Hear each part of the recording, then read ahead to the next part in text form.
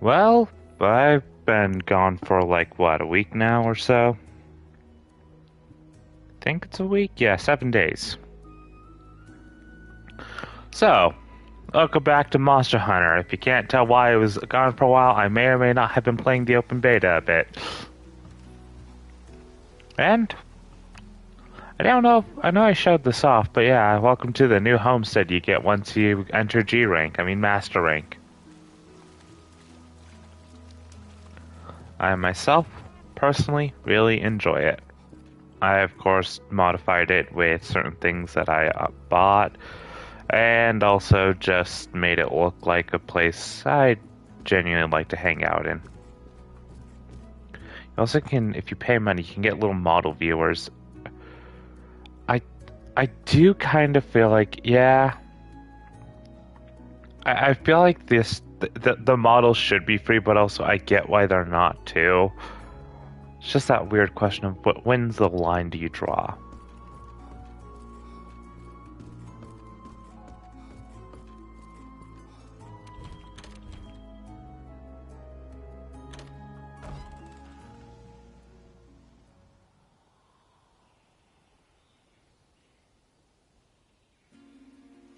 Let's head out to the Hoarfrost Reach and try to pick up those Legiana's trail.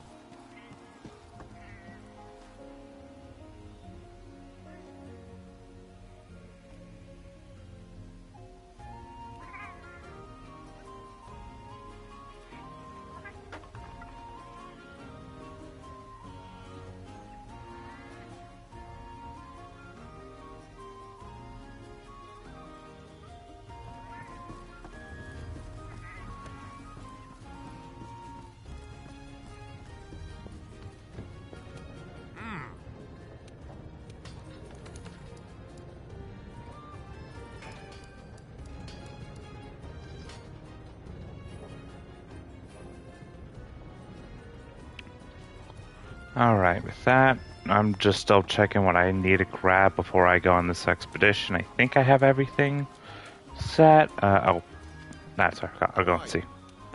And, box. I need the Wyvern gems, so I'm just gonna buy these.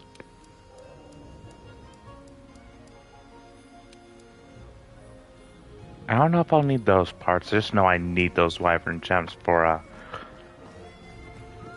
basically creating some weapons and upgrading them to their max capability. I do know there's a potential, or I might have my friend joining me just to talk, but with that, let's see, I got that.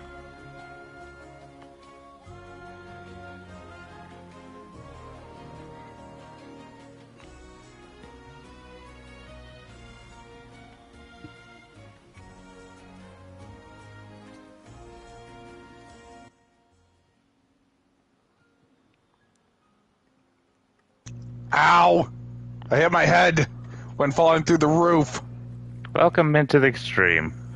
In the meantime, I'm going to be going through just G rank. Ted's going to be accompanying me, so Yes, I am currently just grinding. remember, Charles, I'm assuming in Eldering, you do the area I showed off. That place is one of the best grinding locations. Yeah, I'm trying to remember what it was called. Um, just go to the Ender map and go look at Mogwin's Palace, and it should be like the first of the options. Okay, let me see if I can find that part. Mogwin. You're here! To those that are wondering what I'm talking about with my friend Ted, go over to X's world and watch his streams. I've been over there every once in a while. Yes. Yep, we're about to hit the trail. Mogwin. Where the hell is Mogwin? Trying to find it. Hmm. I'll leave those Legiana to you two.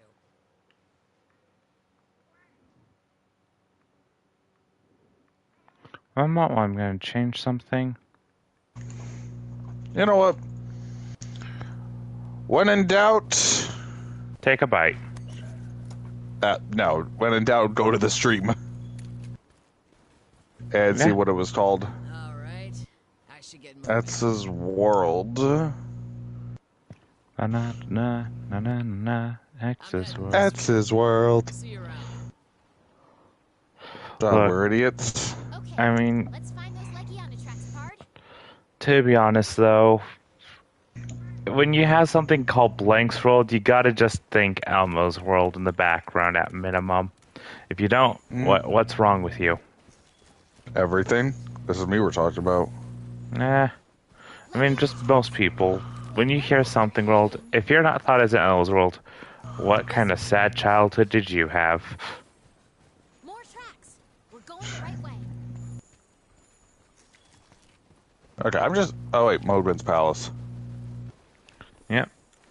Palace Approach Ledge Road, I think it was. Yeah. Right. It should like be the first option. Then I remembered I don't actually have my bow. I need to go into my I chest. don't think we're getting Oh yeah, close. because of the quick swap. Yeah. Let's keep looking and see what Part of we me can find. wonders if we were to if this would be a challenge and a half, but if we were to in that boss fight intentionally have me leave before the actual final boss, do you think that would be easier? Honestly, I don't know. Let's see what's up this way. Something Either way. I never really thought about it. Right now I'm on a little story segment where we're trying to find Legiana tracks and Monster Hunter, so right now I'm just running around with the handler with nothing going on much. Wow, it really opens up here. Let's And have a we're look. Going to explore and find out, yeah, all our paths are blocked, but that also means we're also going to get to a monster I've been meaning to finally. Did something just move up there? If I can get that hunt, that would be good. Now, jump to your death, Bernie. Is that a first way Yes. Let's ask about the Legiana. Now die. Now to rinse and repeat. light into my lair? You must die. One does not get many visitors. You friends of the Lone Star? You seek something, I see. It is not here. Search below. They know it's sent. They follow them. Thank you so much. Yes, now burn. I'm using my fire arrows. Well, just use whatever you have for them. Soundflies are headed down into that cavern. Anyways, I'm gonna grab these rare materials. Pure crystal, finally, something. I'm also to kill the Humpty Dumpties. Yeah. I don't know what they're called. I'm just calling them Humpty Dumpties. There's some kind of, I don't know. For anyone that is curious what Ted's talking about, if you play Elden Ring, Mogwin's Palace, the Fishmen. Honestly, they look more like aliens in a way. Yeah. Like how aliens are portrayed in movies. I mean, don't they have acidic blood? They end up putting like their eggs in your chest and they burst out. No, those are xenomorphs. But they're aliens. Like the title. Not that. It's like Not how that those. kind of alien, dumbass. Alright, fine. Then, like, the guys that go invisible and use guns to hunt people down who also have weapons, and Arnold Schwarzenegger fought against them. Look who it is. Those are predators. Then how about, like, those weird jellyfish things that latch onto people and suck out their souls until they become dust? And follow the scout flies. Pretty sure those are Metroids. Oh, yeah. I just like how you're listing every alien in pop culture, and I'm just like, those are not the same. How about ones that crash onto Earth and are basically the epitome of the Ubermensch, but go around and save the day and work at the Daily Planet? Those are Kryptonians. Oh, yeah. How about the ones that are on Earth, disguise themselves as people, but end up saving the day, and they're the last one, apparently. Pretty sure those are Saiyans. Oh no, that's the Martian Manhunter. Oh yeah. How about green? Because I said green. If you said Namekians, that would have also been acceptable. The thing is, no, it wouldn't because there are two Namekians. Says remember, But they're the Dende. last one on Earth. But as far as most people know, then again. Be careful, Card. Anyways, I'm fighting a Viper Tobikadachi. It's like a Tobikadachi, but this time poisonous. And I want to fight this thing because I need to upgrade my gun so I can kill things faster in the meantime. But I just like how we were just going through different. You were going through different aliens. I mean, heck, I do enjoy. Look, I pride myself on being able to make everything a reference. And before you ask, yes, that is a JoJo reference. Is that a motherfucking JoJo reference? Is that a joke? G.I. Joe.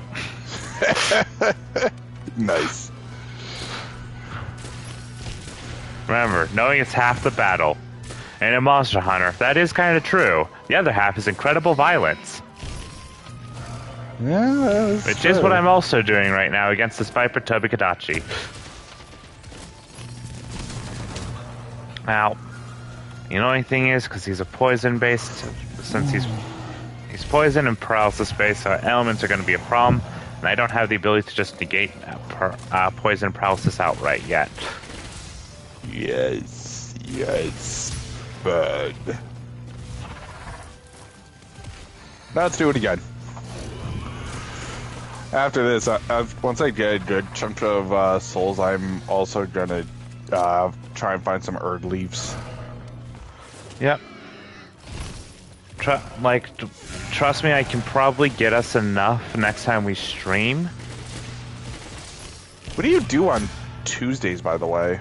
Tuesdays is both, Tuesday have family dinner night with, basically my grandma hosts a dinner for the entire family alongside usually D&D also. It's the day I run my game. Okay.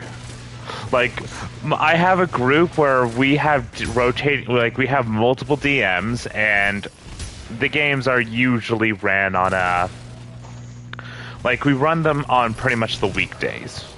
Sometimes we'll have weekend things, but weekends also lead to,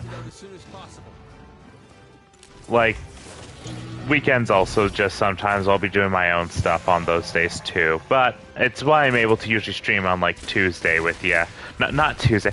I'm able to stream on Sunday with you. Brain finally just completed the thought correctly. Basically, I'm writing down a schedule of days that could work for stream. So Fridays Sundays also work. Fridays are also more often good.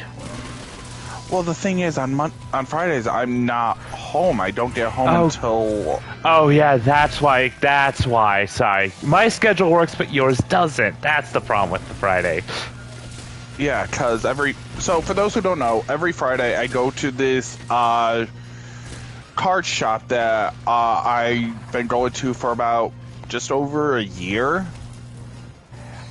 and I don't usually get home till, depending on how long each tournament lasts, I could be home by 10 or 11.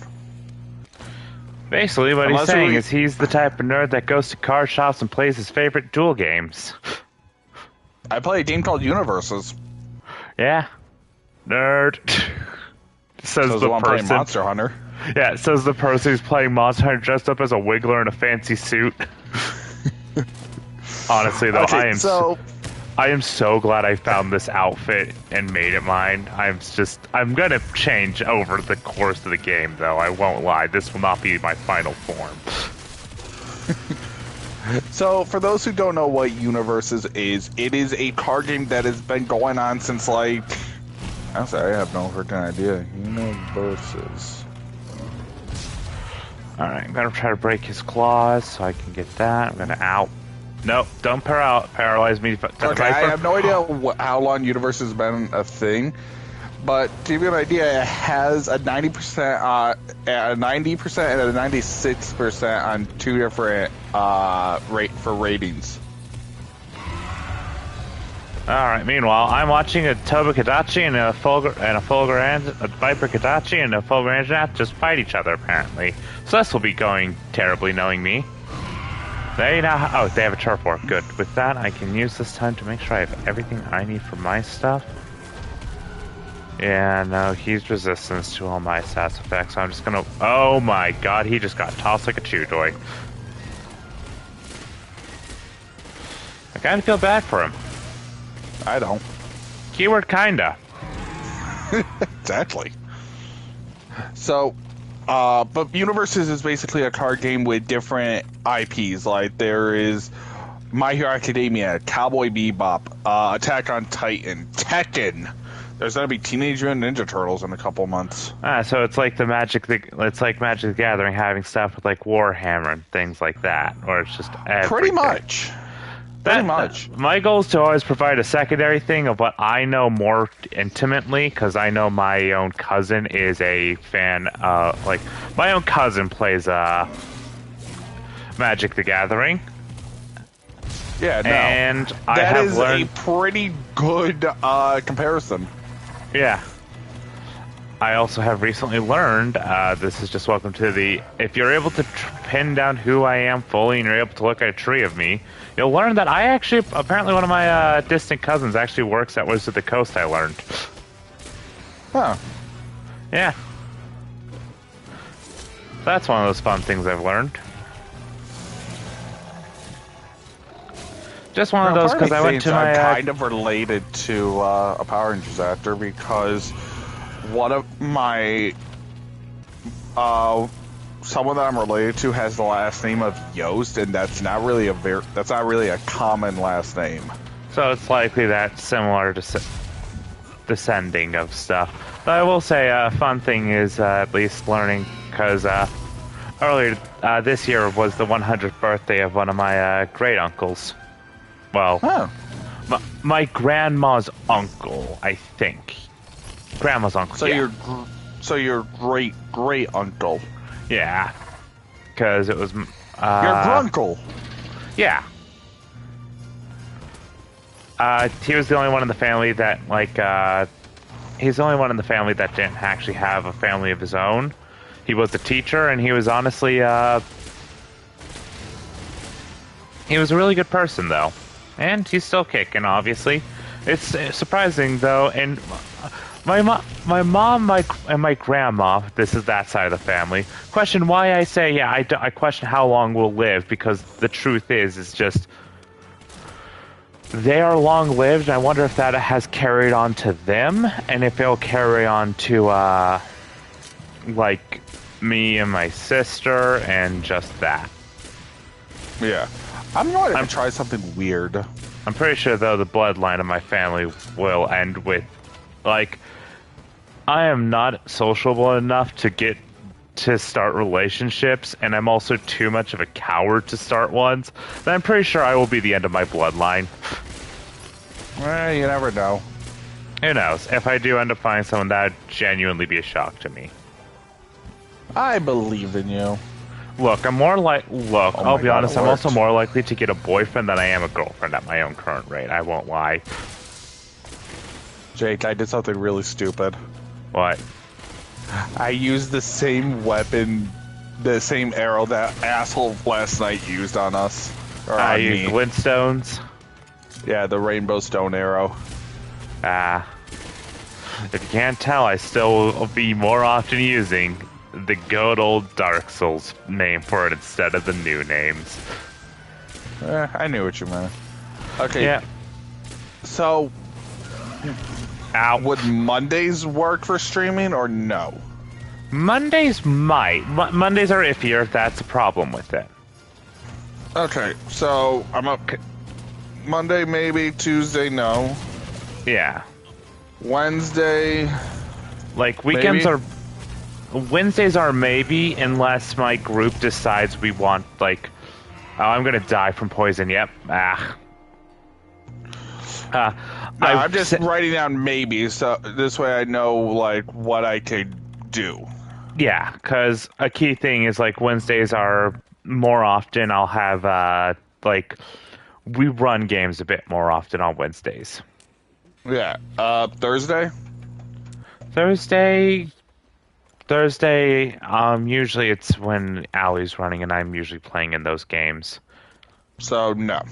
Yeah, Friday's the game run by is the one game I'm not a part of. Hence why I always say Fridays are good for me. Circling back to earlier in this conversation, yeah, no, not available. Friday, I'm just gonna put yes, depending on me. Yeah, Saturday, maybe, depending on me. yeah, and Sundays I'm usually good. Just obviously make sure I'm good with that because there are sometimes I'm joining my family for weekend events. That's why it's like most events on the family happen on Saturday, but occasionally they do fall under the Sunday. Yeah. Maybe we could stream tonight, depending on how we're feeling. Yeah, Or maybe. I can stream. Yeah, because You knew what I meant. Yeah, because there are some times where it's probably I do want to go through this game with you now. I do want you get you through Monster Hunter World though. Oh yeah, that's something I want to do. Yeah, my goal is right now, I want to try, my ultimate goal is at minimum, get through all of World before the end of February. For Wilds. Yeah, before Wilds comes out. So my goal is, the ultimate goal is getting to Fatalis, however, and killing him. However, if I can only get to the end of World's story, then that's good enough. With me, the reason why I haven't been wanting to play Monster Hunter isn't the fact that I don't like the game. I've enjoyed the game, especially the stupidity we do. It's just I want to get through one game before I continue with another, especially when streaming.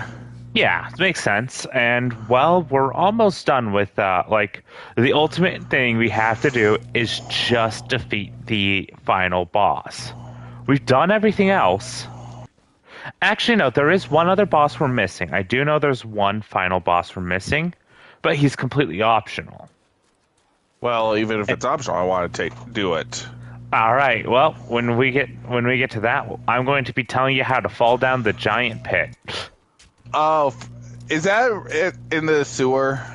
You know where you fought Moog the Omen? I've tried going down there and I keep dying. Yep. We have to get to the bottom of there. That also unlocks the Frenzy Flame ending if you go there.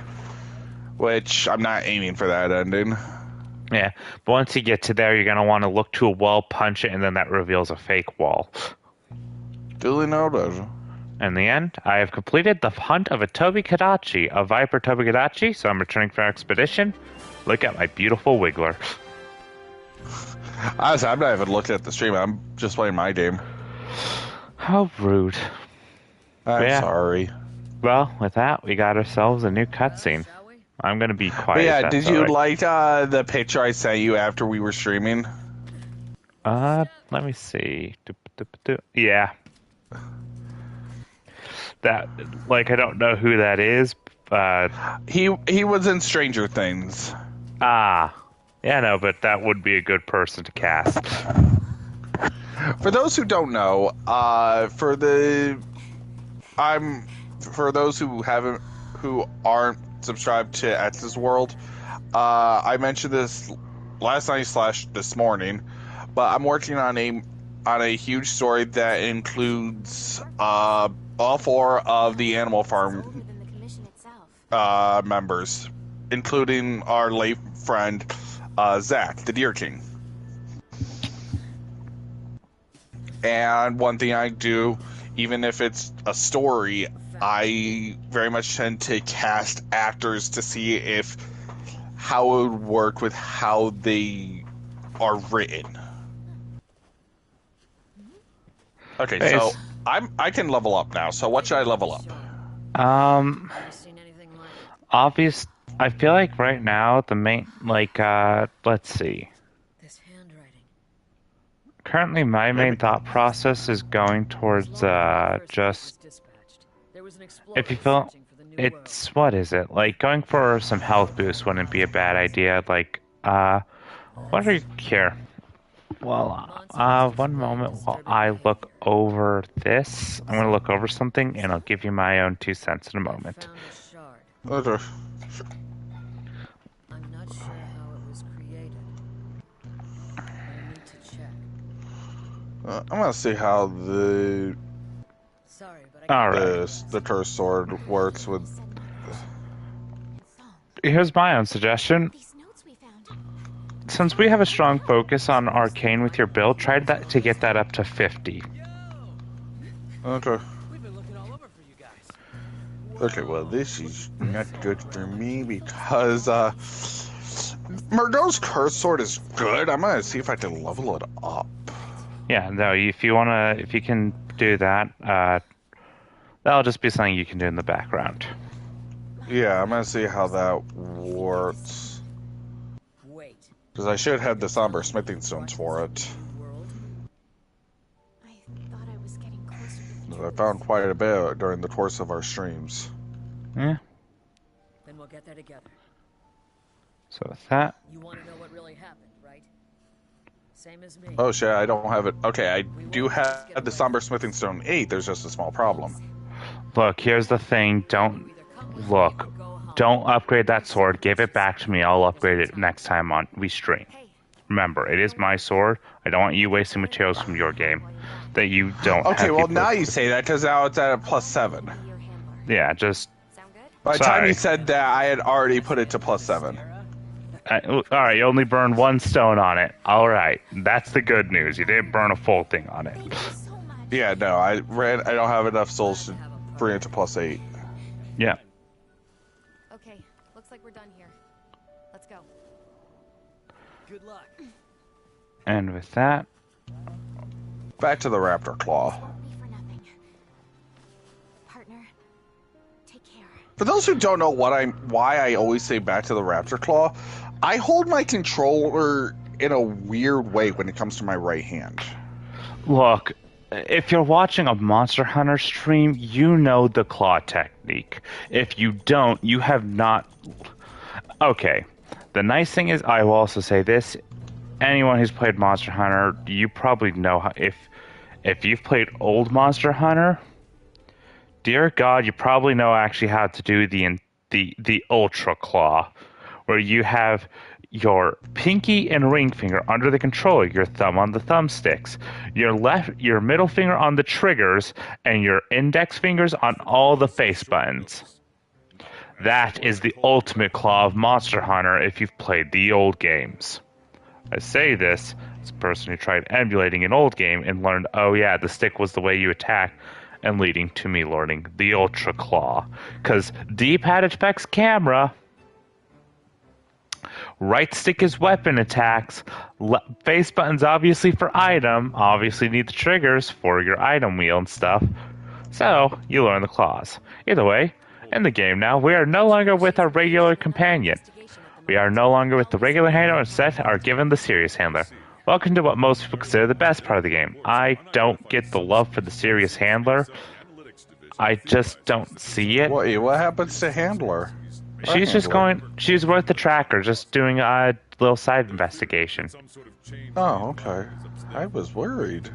No, she's fine. Understood. This handler is best girl. If you said that to Zach, he would say serious handler was best girl. I look forward to working Well, it's okay if he's wrong. with temporary. Yeah, he frequently is. Blu-ray. Look, anytime I play this game, I will get nostalgic for Zach, I won't lie. Oh god, people are gonna be so confused every time we bring that up. Look, if you're watching these streams in order, welcome to, obviously, a buddy-buddy stream. Gonna be different than when I'm solo. And sadly, while this is going to be cutscene heavy, I am not going to be quiet through most of these cutscenes with Ted. But if you want the full cutscenes, there should be a compilation of all cutscenes. And also they're unskippable, but yeah. For now, I now have two new hunts other than the Viper Tobikadachi to go after. And I'll have the Serious Handler as my companion until we finish these investigations. So, for those who don't know why I always mention Blu-ray player, this was like a few years ago during when our friend Jeff and Zach were playing Bloodborne. I'm pretty sure it was. Yeah, it was just during one of the streams. Our friend Zach was insisting that he did not own a Blu-ray player, or at least insisting. I think it was his family did not own a Blu-ray player. No, it was him. Yeah, like, And at the time, I didn't own Bloodborne. I didn't even own Dark Souls 3 at that point, I think. yeah, And when it comes to those kinds of streams, it was my job to like read messages. yeah. You were the moderator. You were the chat boy. Read chat boy. I'm the mod. I'm Yes. a Discord moderator. No, don't say that. Actually, I will say in my own groups, I am the person who actually does keep the chat moderated, and I have on multiple occasions had to be like, guys, stop posting this stuff, or else I will actually time you guys out. Well, he mentioned how he's been looking to purchase, like, I think he mentioned how he Talk was about looking buying to a Blu-ray player, like a cheap Blu-ray player, like at a second-hand shop or something. Yeah, and I'm like, and I stopped doing what I was doing. I think I was like working on a story at the time. And I'm like, that's a waste of money. You own a Blu-ray player. And he's like, no, I don't. I'm like, how are you playing Bloodborne then? Because I'm like, last I checked, Bloodborne at the time was exclusive to PS4. I think now it's on PC. It isn't. I haven't, like, if it was on PC, I'm pretty sure I would have heard of that. Like, Okay, okay, that's why I said I think. yeah, because like a lot of people are asking Bloodborne to have a PC Remastered. port. Yeah, Or a but- remaster. Yeah, full on remaster, ported to the PC, PlayStation. You own this game. Why? Yeah, the closest I'm getting with any kind of Google search is just saying, well, the nice thing is there's a lot of rumors always going on about it. Like every month is Bloodborne coming to PC? Is Bloodborne coming? And it's just that. Okay, that's why I said I think. Yep. And he said I'm playing on the PS4. I'm like, exactly. The PS4 is just a souped up Blu-ray player. PS4 discs are basically Blu-ray discs. Yeah, PS3s are Blu-ray players. It's one of the, this is why I joined in on the bullying of him, because I'm like, yeah, here, let me show you, because I am infamously the Metal Gear person. Hell, if you go back onto this channel and look back, you'll see me playing Metal Gear Solid 5 all the way through. Yeah, no. I was there at least for a little bit during at least one stream. Yeah. And I'm like, he was adamant. I'm like, and I told him, I'm like, Zach, look it up.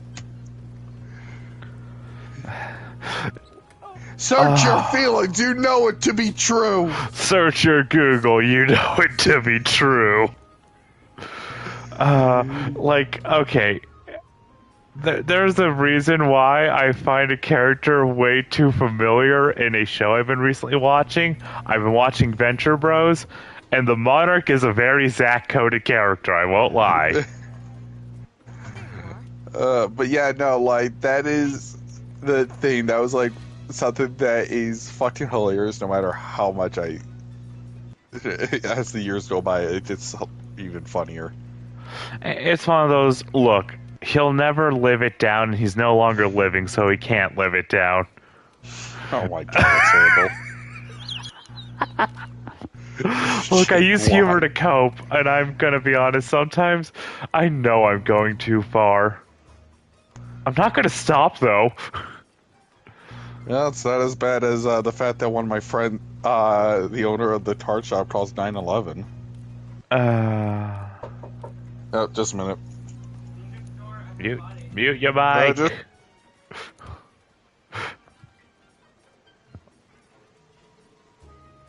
Alright, so I need to get Tobagadachi materials for that, so I'm just gonna do the arena. If I can't, I'll do the special quest. My goal is to upgrade this gun, so I got myself something even better to use. Alright, I just need the deadly poison sack and 2 furs. That should hopefully be kind of like the poison sack. I'm not sure if I'll get that, but I think the fur should just be a common drop. Like, get 2 thick furs and I'm done.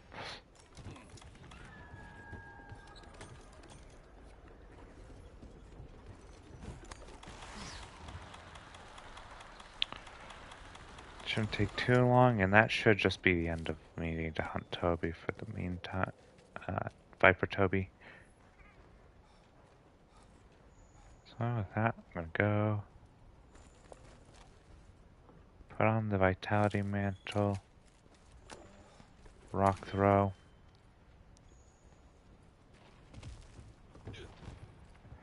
jump down, drop that.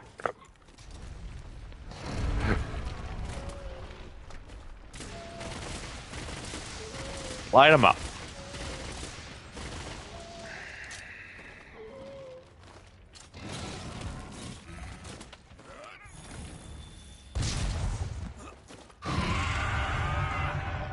All right.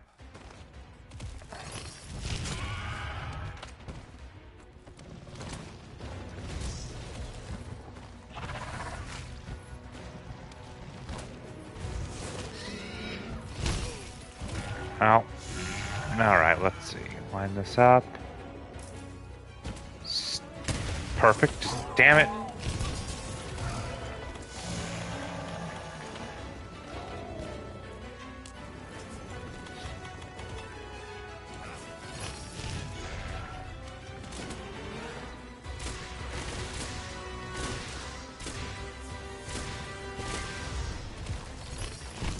Alright, Pike, keep distracting him, please.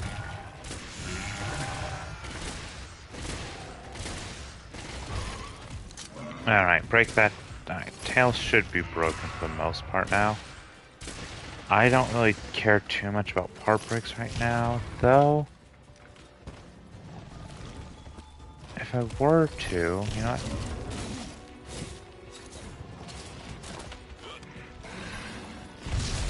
Yep, I got him, but that did hurt me in the process too.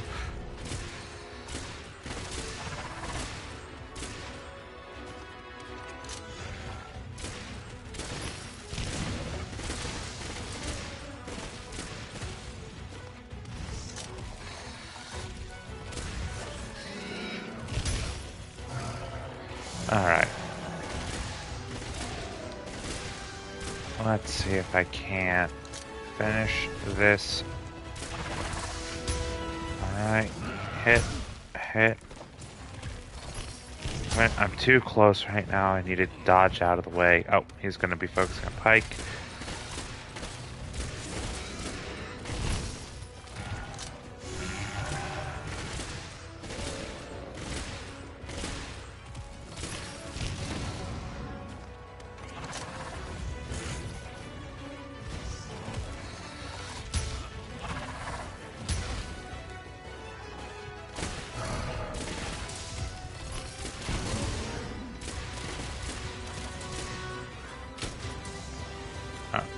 Out of ammo.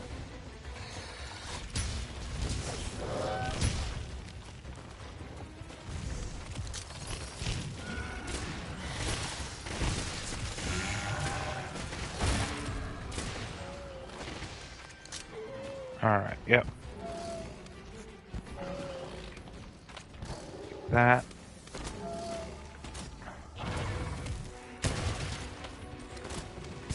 Got that. Nope. That hurts. Let's see. Nope. Come on.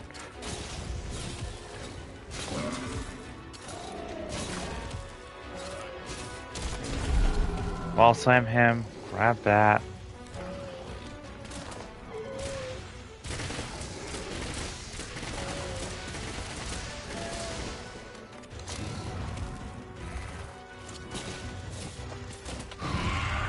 Ow.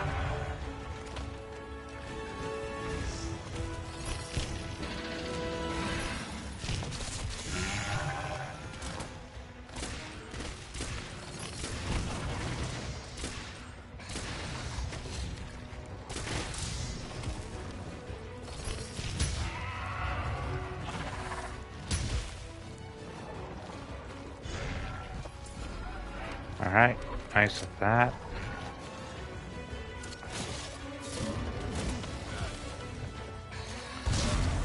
Break off the face. Focus on gunning him. Remember, piercing ammo will go through the body, so you don't need to focus purely on the head, you need to focus near it.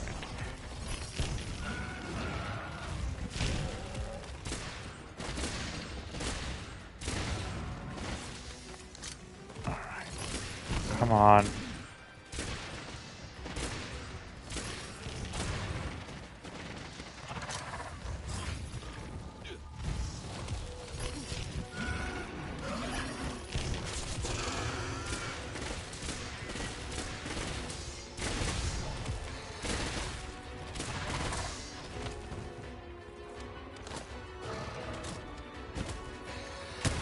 Nope. That's gonna hit real bad. Why did you not help me? You had one job, Pike, and you'd failed.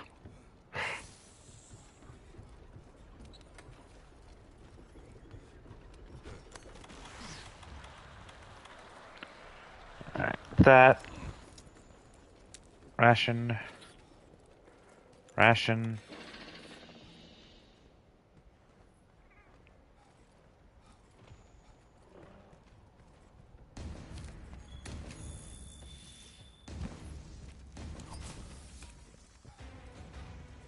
Alright, come on. Get over here.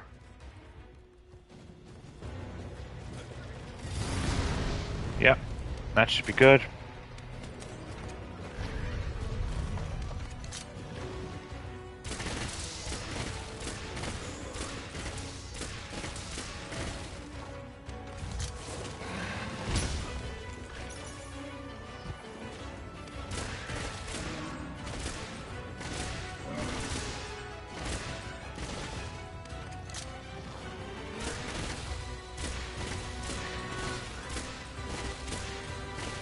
Alright.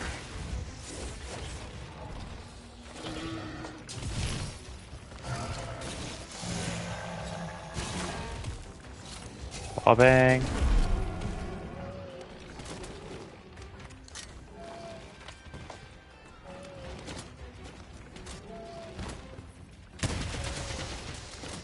Good.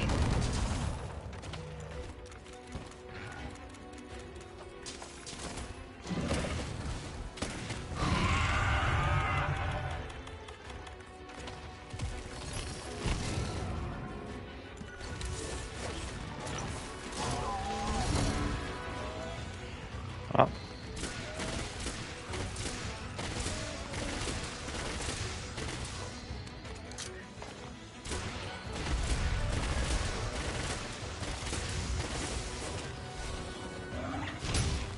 Yep.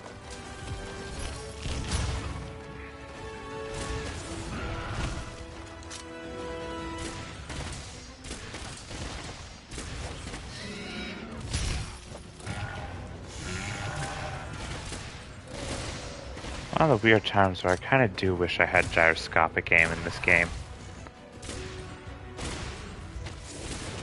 If you've never played Splatoon and used gyroscopic aim, it's actually not that hard to learn once you get used to it. But you need to have like a proper... You need to have the gaming posture. And I mean like legit, just like sit in chair, lean forward, don't be don't have your controller on your lap. You gotta be holding your controller because you're ready to game.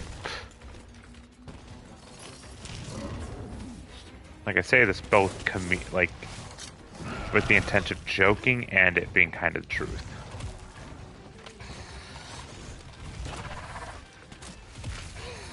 Ow. Ow. Ow. That should be good.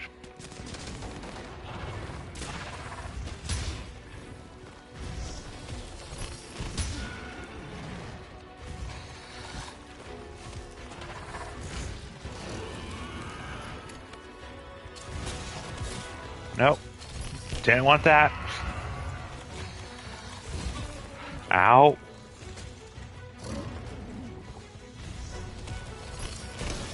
Ow. Nope, wrong item.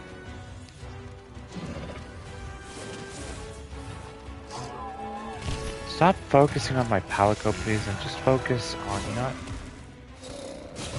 See right there? You should focus on that wall over there. Where is the item I was looking for? There it is.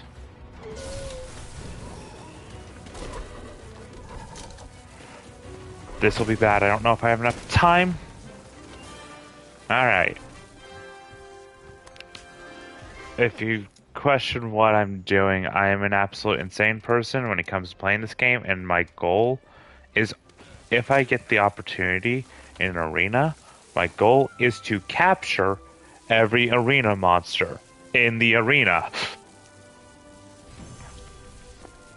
I do this by paying attention to how many of the red drops it has gone through, because it's 30, 20, and 10% health, and at 10% health you can capture it.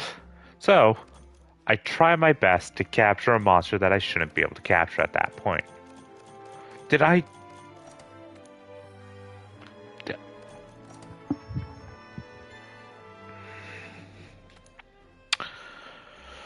Don't tell me I just did that where I did everything I could, where I go through this and I don't get the one item I need, and it's just going to be annoying because it's just...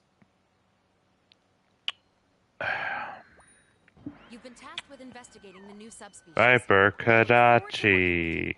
A temporary partner? Yeah, no.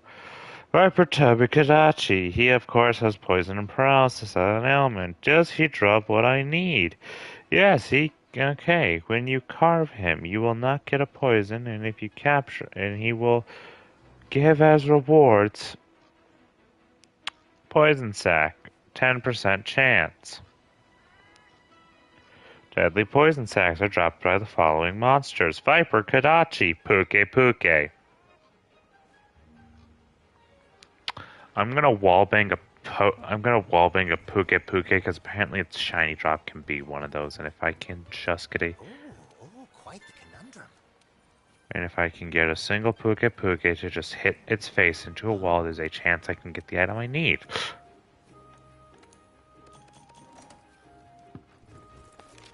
Is there a Puke Puke in the wild I can just brutalize?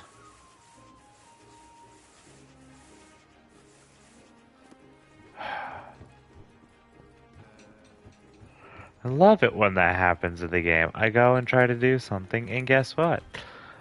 I'm going to double check just to make sure I'm not actually just forgetting it somehow. Also, I am surprised I'm actually low on those. Okay, let me get my Pierce ammo. I'm going to craft like 210 of it.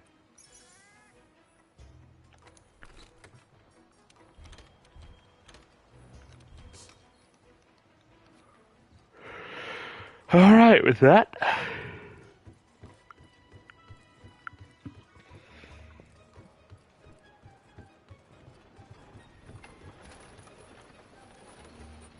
Go to the workshop.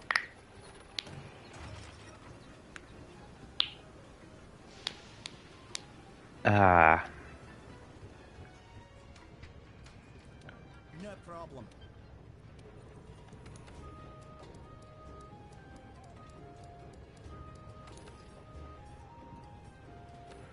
Yep, don't have any deadly poison sacs, so I can't make myself the Crimson Kadachi Lion, and then with that, so my best option according to things is if I just go after a Puke Puke and wallbang it, because its shiny drop should be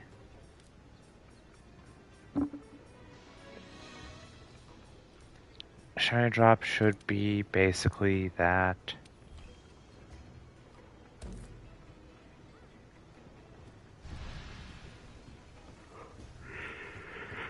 Goes not to complete but instead just go and fight a Puke, get its face into that wall.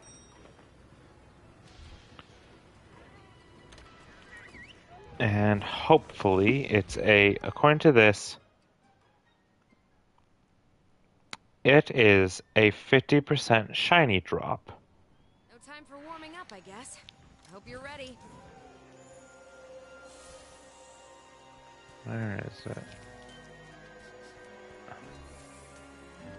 Alright, now somewhere around here should be some stones or something to wallbang him with.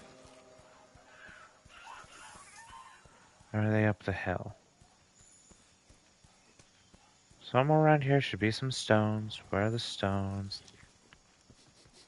Am I just misremembering where the things are for this monster? This area? Where are they? Cool. Toxic mucus. Oh, there's some down here I can grab. Grab them. Get up.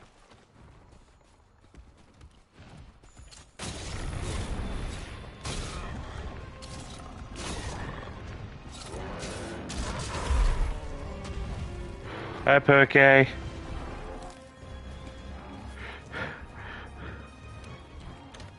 Return from quest.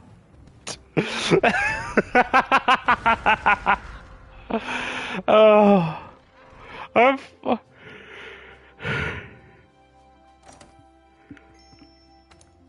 Oh my god! I forgot how just dumb some of this stuff can be when you're doing it. Just, you know what? I need this item. Runs up, slams a Puka into a wall, runs away. You've been tasked with investigating the new subspecies. I look forward to working with you, temporary partner.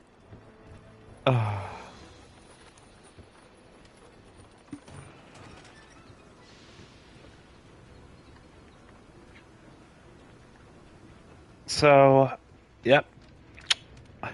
If you ever need a quick part grab in Monster Hunter, sometimes just, especially with this game, you could just sometimes just wall them and then, congratulations, you got everything you needed.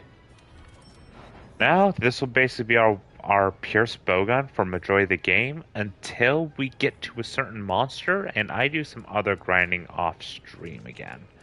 Because I got some of it done, but I didn't want to fight like 500 Gyarados in a row because I do need to hunt Gyarados to get stuff for this. And if you don't know what this is, I'll be genuinely surprised. But it's going to be the bowgun we're probably going to be using for the rest of this thing because it'll at least have 5 modifications. It should have good stuff and at least give me the long range boost that I think I'll want.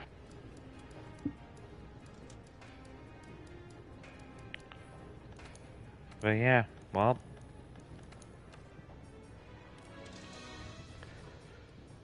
because there's going to be a lot of stuff that I'm going to want to get, and yeah, it's all going to require this stuff.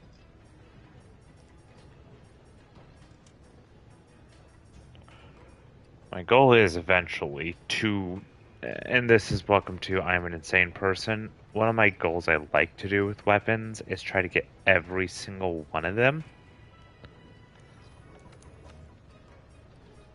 But it's probably not going to happen anytime soon. For those that are wishing to use the Viper Gadachi as an armor set, it will provide a lot of good evade, extended paralysis, base attack, and more. It's going to be similar to this, but instead focusing more on ailments than, well, electricity. Meantime, though, I don't really need it, so... Oh. How do I get that? I need the spirit veins for me to be able to wear glasses. My glasses? I can't see without my glasses. Why do I always quote Scooby-Doo? Because it's a classic show that everyone knows? Probably.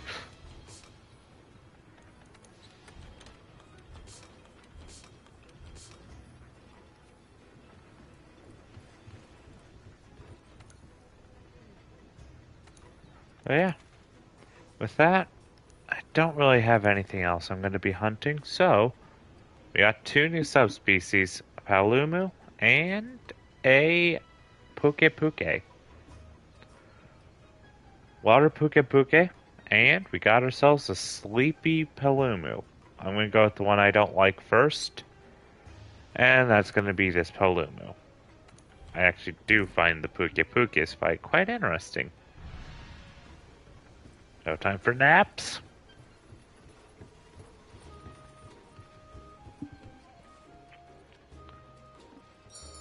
And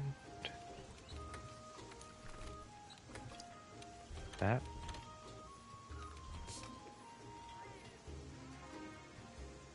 Sisterly fourth. Timid fiver. Fiver bro. Hot-blooded fourth. Serious handler.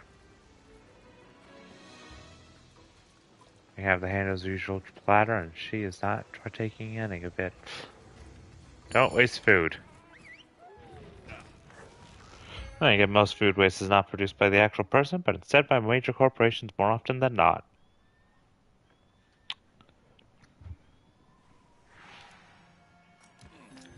Commencing the Nightshade Paolumu investigation now.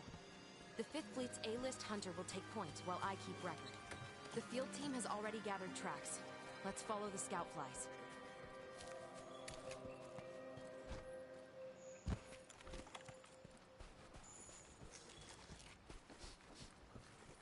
Well, they do have the pre-gathered tracks.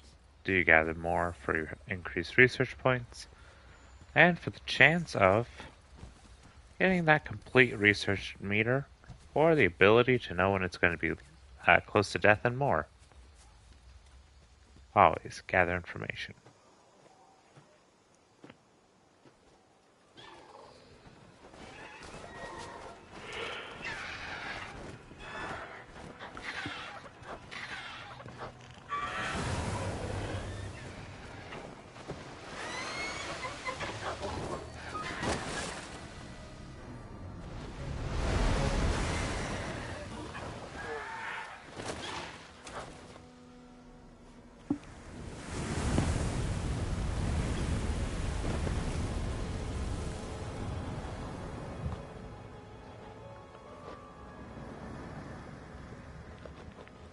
I don't want to go to sleep.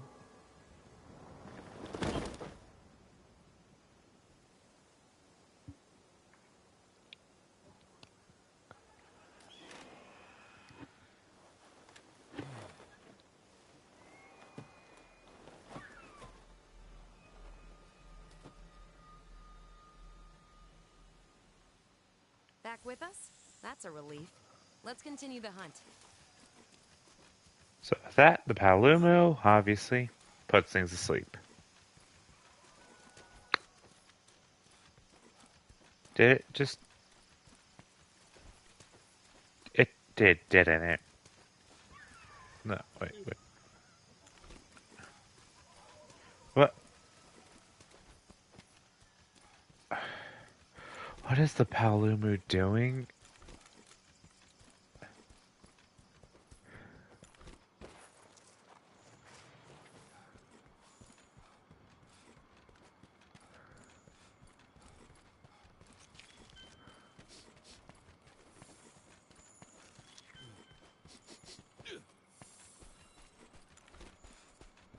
How elaborate does this need to be? Get down here.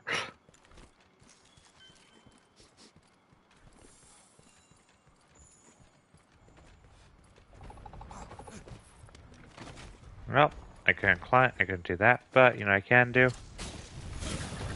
This will hurt my ears.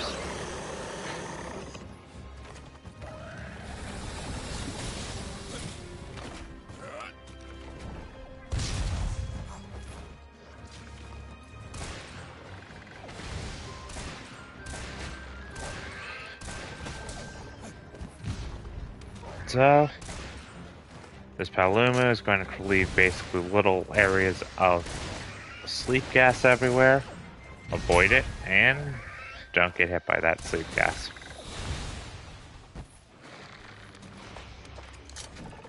Has a bit of a build-up time before it becomes actually going to knock you out.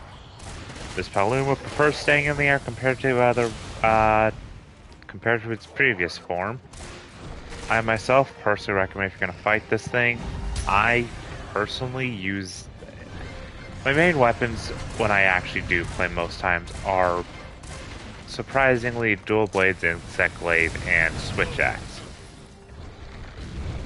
I myself would recommend using something like the insect glaive or something with good reach like a switch axe. Dual blades will struggle with this monster more often than not. if you are using dual blades, use the new clutch claw attack to grab onto its tail, and well. Yeah, thanks, Pike. I needed that. I totally needed that and totally didn't need you to instead just wake me up. Anyways, I also realized I completely forgot to eat, so I'm just gonna go and get food now.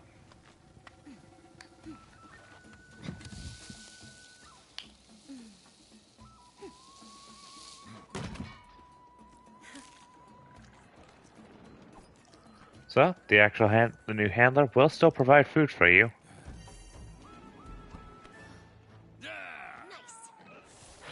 And I will say, that is a fun little thing and a difference of that where our regular handler is going to very much be confident in their ability as a chef. Meanwhile, serious handler, not as much of a foodie as ours, so they do question if they'll be good.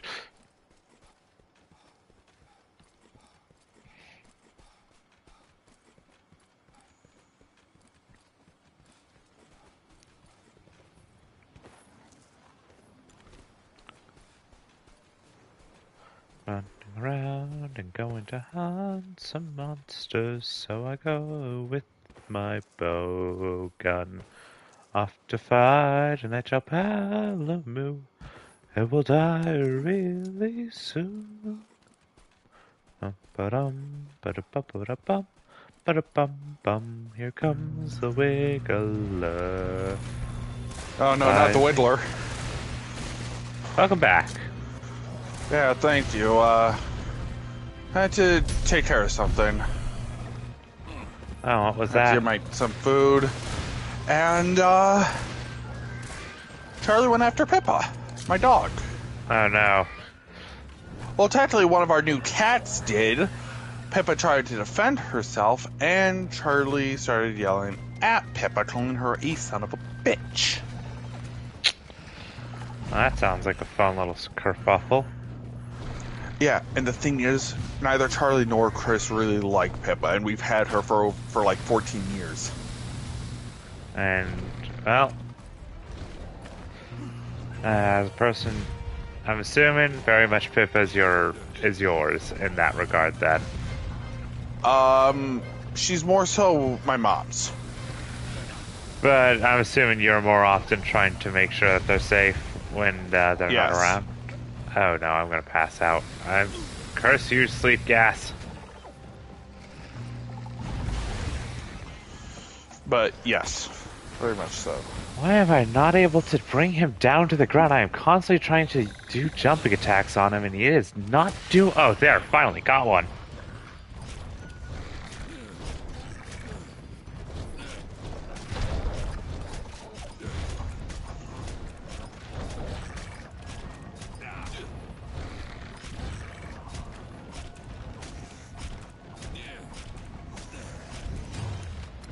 Bash, bash, bash, shoot in the head. Alright, take him to the ground. Everybody do the dinosaur? No, Ah, I'm just Damn. trying to basically just take him to the ground. Oh, god dang it. that's why you didn't do the dinosaur. That's why you failed. You didn't do the dinosaur. No, the dinosaur is hopefully going to help me out right now. Please, Baroth, ram into them at full speed. I know, I was making a stupid joke. Kill the Palumu dinosaur.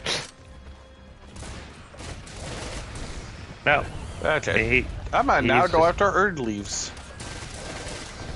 Now I'm trying to remember where Erd leaves would be. First areas are where you're gonna find, like the first areas, and it's probably one of the best locations. So I don't really have like. There is a specific location that I'm pretty sure you don't have, the 4 belfries. I don't think so. Yeah, and that's a good location for grinding of certain flower types.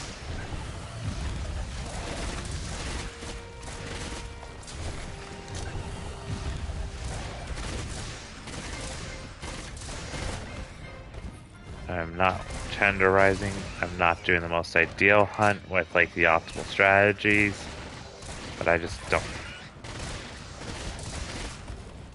Alright, let's see.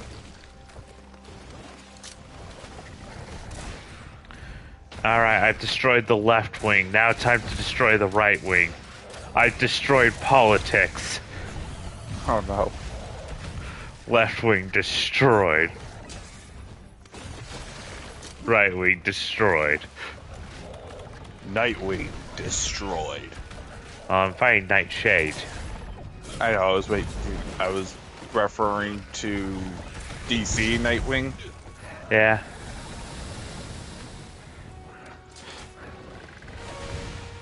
Tim like Trick that? Suit by Batman. Okay, I don't know if have you seen the comic panel of Bruce Wayne dressed as Nightwing? Yes.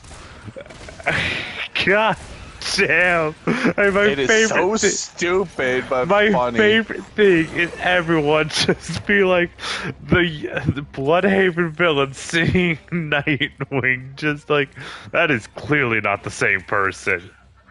That is not the guy who does tricks and flips on us. No, but also, That's not Nightwing. That's Night Daddy. look, I'll be honest with that bot. Look, with Bruce's body, I'm not going to disagree with that daddy part. Glad I can be of service. Look, I'm bisexual. I will say, goddamn, Bruce is sexy at times. Like, Clark is obviously just another, like... Clark is He's a obviously different level of... like, He's the got that- nerdy kind. but also, he's still a farm boy that's built like a brick house. Yeah, but he is the nerdy kind of sexy. Yeah?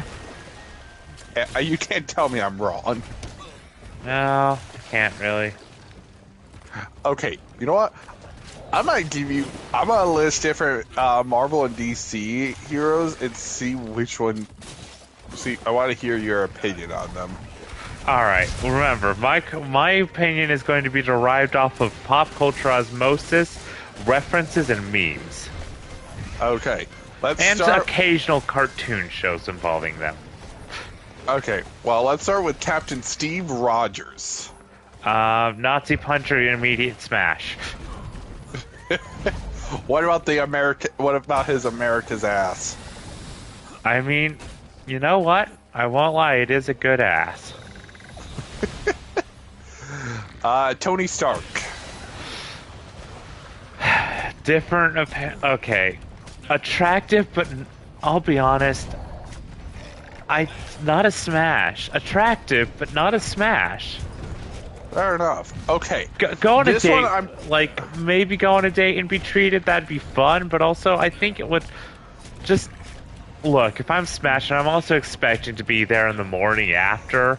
Like, okay. If I'm going with, like, no, I don't want to deal with a man whore like him, no. Just not a smash for me, sorry. Fair enough. Oh wait, I just remembered. I could actually buy some remedies. About 5 from Santa.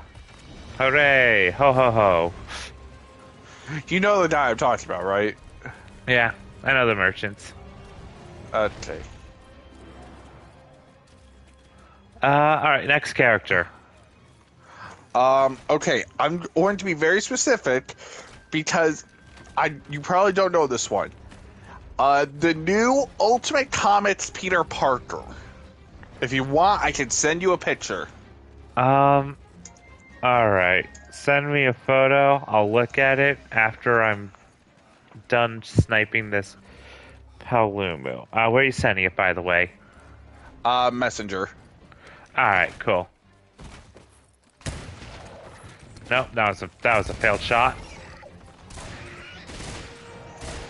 For those who don't know, for those who know, you know, if you know, you know. Earth 6160 Peter Parker. Is that the one that Miles is originally from?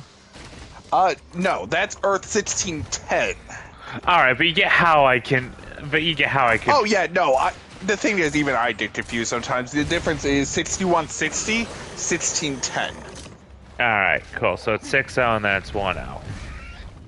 6160.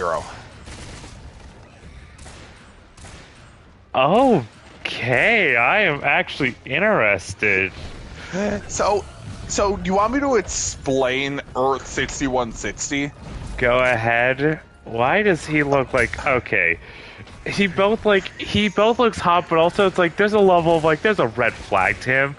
Okay, you want to hear the red flag I have when I look at him though? Yes.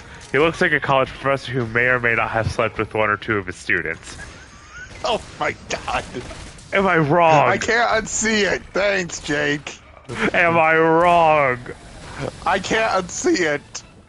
Anyway, I'm going to like he's explain hot. Earth 60. Okay, Is he a professor?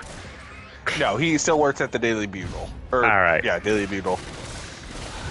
Yeah. So, in Earth 6160, it is kind of derived from the one Miles was originally from, Earth 1610. Alright. This one was created by Earth 1610's Reed Richards, who kind of went crazy and became a supervillain known as the Maker. Yeah, I've heard of that. It's like the one with the weird, like single eye head thingy. Yes. The one that they made a costume for in Marvel Rivals for Reed Richards. Yes, that's actually the same one.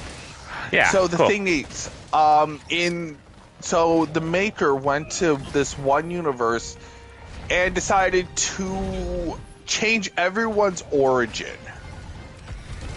So instead of becoming Spider-Man when he was 16, Peter became Spider-Man when he was like 30.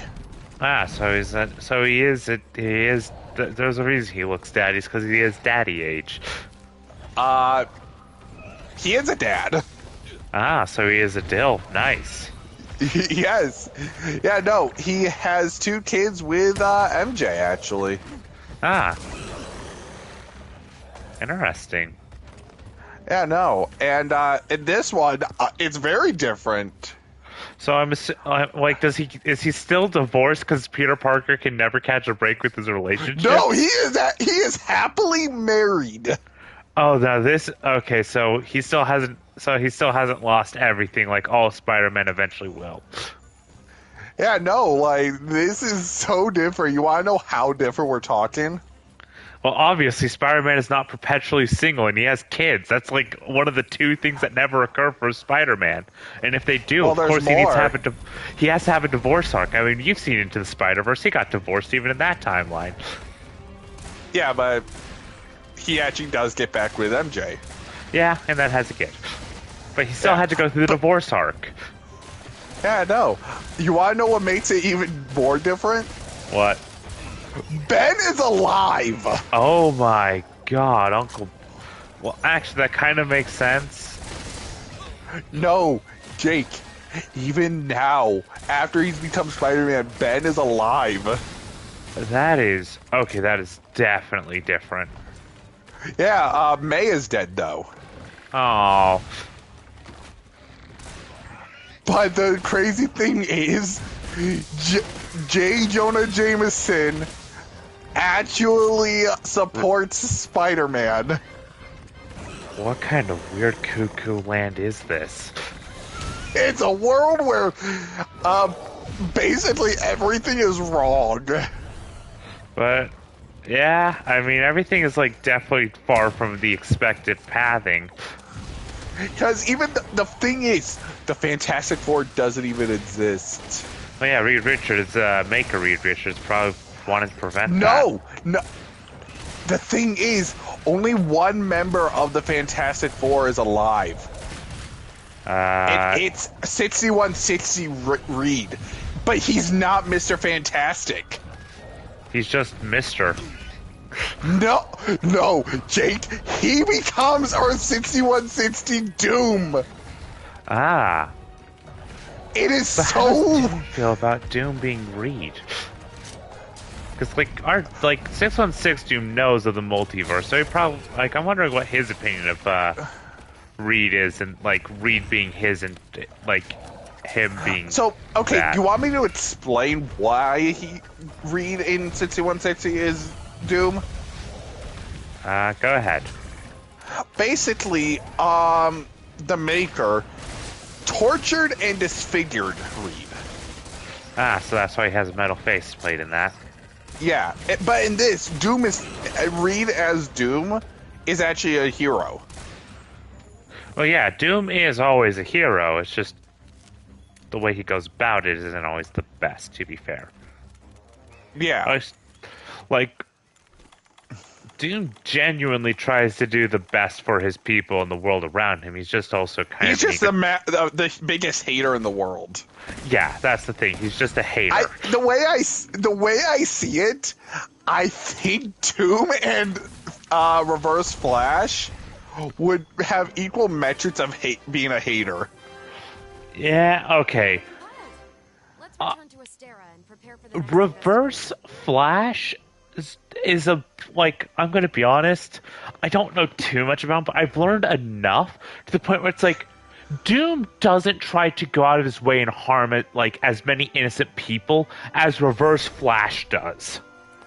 Yeah, but it's still that idea. Yeah, he, like, on a hater level, I mean, yeah, he's definitely on the he's on the charts, but he is not like Reverse Flash levels. Like the meme of "it was me, Barry."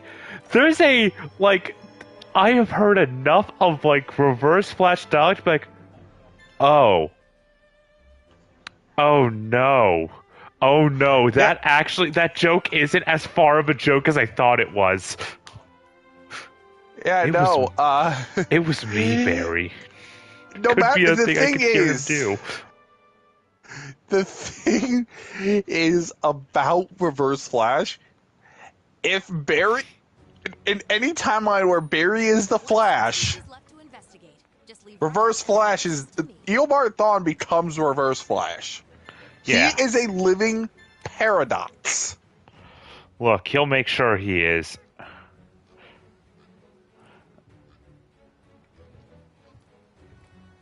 I can't. Oh, by the way, I'm gonna send you something over Discord. I found. Have you heard about what happened to the Duolingo owl?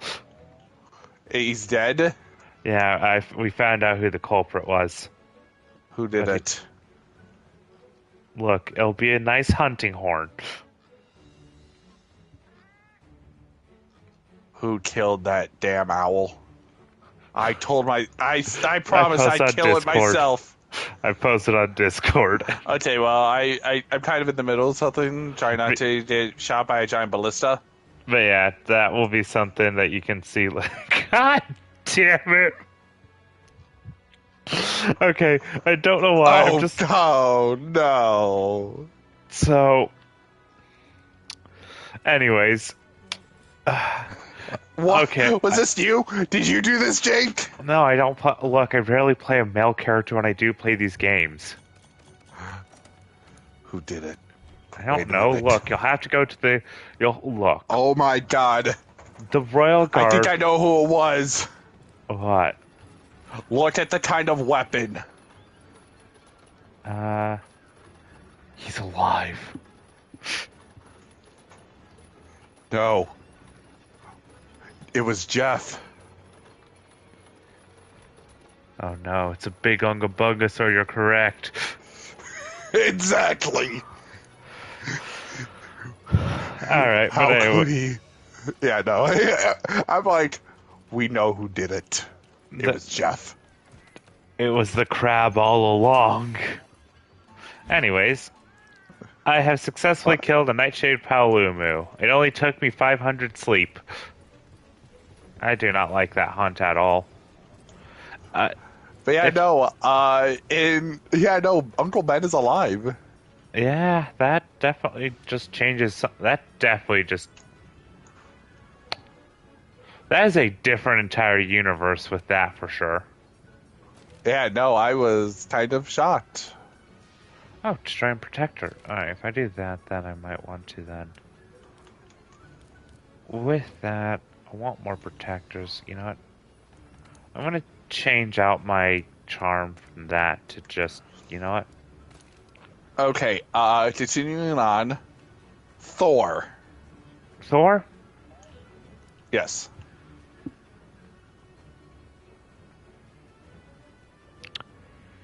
Hot but pass. Really? I don't know if he'll be. Look. I don't know why. It's just one of those where it's like, okay. I mean, like. Full on Smash is just a hard. Like, for me. Okay, he's hot, he's charming, he's funny, but, like. I don't know if I could just smash. Date, like I said. Maybe date, but not smash, if that makes sense. Actually, that made sense. It's just a bit of a I find shock, him you know? attractive as a partner, but not as a like an object of desire. If I'm going to be kind of crude with what I'm saying. That made sense. Okay, this is gonna be a weird one. Dr. Bruce Banner. Are we including the Hulk, or is Hulk separate? Hulk will be separate because I feel like that'd be too much. Bruce Banner? Hey, Dr. Bruce Banner. Yeah, Dr. Bruce Banner. Honestly, He has the he's a doctor. You don't want to forget about that. honestly, I think he's a pass. He fits into some of my typings, but not enough for me to say smash. Which is ironic because of what his partner does. Yeah. Hulk is a Okay, Hulk Hulk. is a pass, by the way. Like, I know Hulk smash, but Hulk pass. Fair enough. Yes, this is what the streams on here turn into. They are this Like- kind of weird. Okay, but I will say one thing. Get me in a horny enough mood. Maybe Marvel Rivals banner. Okay, that's fair. Yeah, welcome to look. Look, not gonna lie. I am very much a lewd individual in some regards. Yeah. But I'm also very. I don't scream it from the rooftops often, but I do very much not hide it too at times. Like, I get you. hell, if you're part of my D&D group, there is literally an entire section I have made dedicated to NSFW stuff because we kept posting. I it, wish it's I like, was a part of your D&D group. I don't know if they'd be a good group for you to play with, though. Like, I'll be honest, Okay. I can, like, I'm good, like, I can play with them, but I will say there's even a limit for me, and it's one of those, there might Yeah, be I get enough it. of a conflicting, especially with some of the main players, where it's like, I know how, they're very Jeff-like in some of the ways that you conflict with Jeff, if that makes sense. Yeah, nah. The only reason I say that is because I miss playing D&D. Yeah, I need it. Like I'm. Part of me is tempted to just offer a game to you and Jeff if you two could if we could find a time and just run a game involving the two of you. Because I think that'd be fun. But I don't know. Then again, Jeff hasn't. That's one of those. I don't really like. I want to run a game with you. I might even offer just like a solo adventure offer maybe one time in the future because that would be kind of fun. Yeah, because the last time I played D&D was with James, like during Yeah. the whole thing with our characters. Yeah, Nier and with me playing Nier. But yeah, anyways, next character. Pietro Maximoff, the aka Quicksilver. Quicksilver. Honestly, pass. Fair enough. Like, almost all of his iterations, I've just, the closest one that gets to Smash is the X-Men movies, the Fox X-Men movies, but even then, With Evan Peters. Yeah, but even then, it's still not really a like. Even then, it's still a pass. Yeah, fair enough.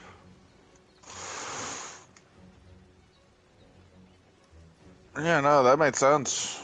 Like comic wise, not really anything of interest to me. Honestly, character wise, nothing of interest to me. Like, eh.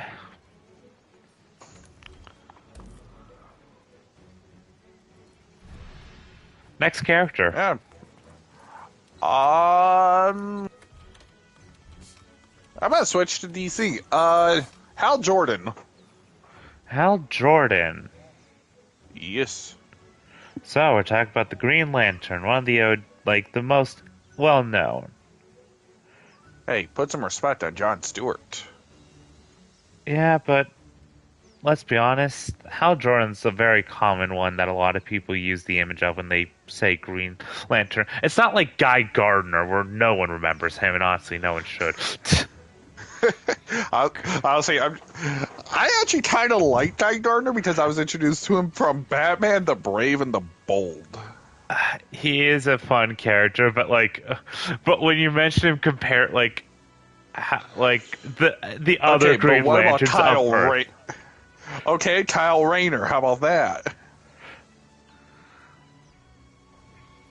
Kyle Rayner. I He's did the not know fifth him. Green Lantern.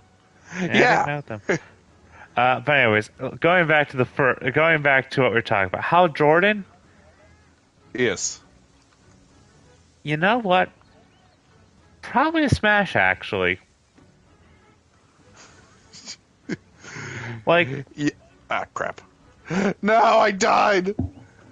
he's got enough of something that's like I'm willing.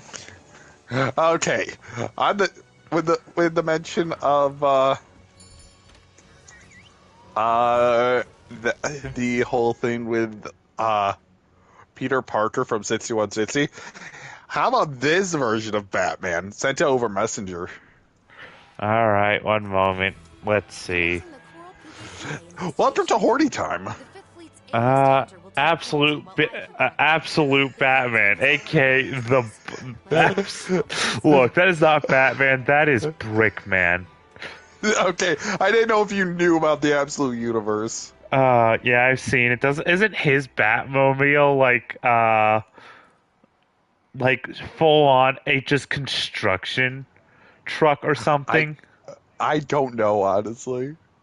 Like I've seen people talk about him, and it's just one of those like, God damn. Okay, I'm not gonna like Batman. Probably not. However, absolute Bruce Wayne, he has a surprisingly soft face.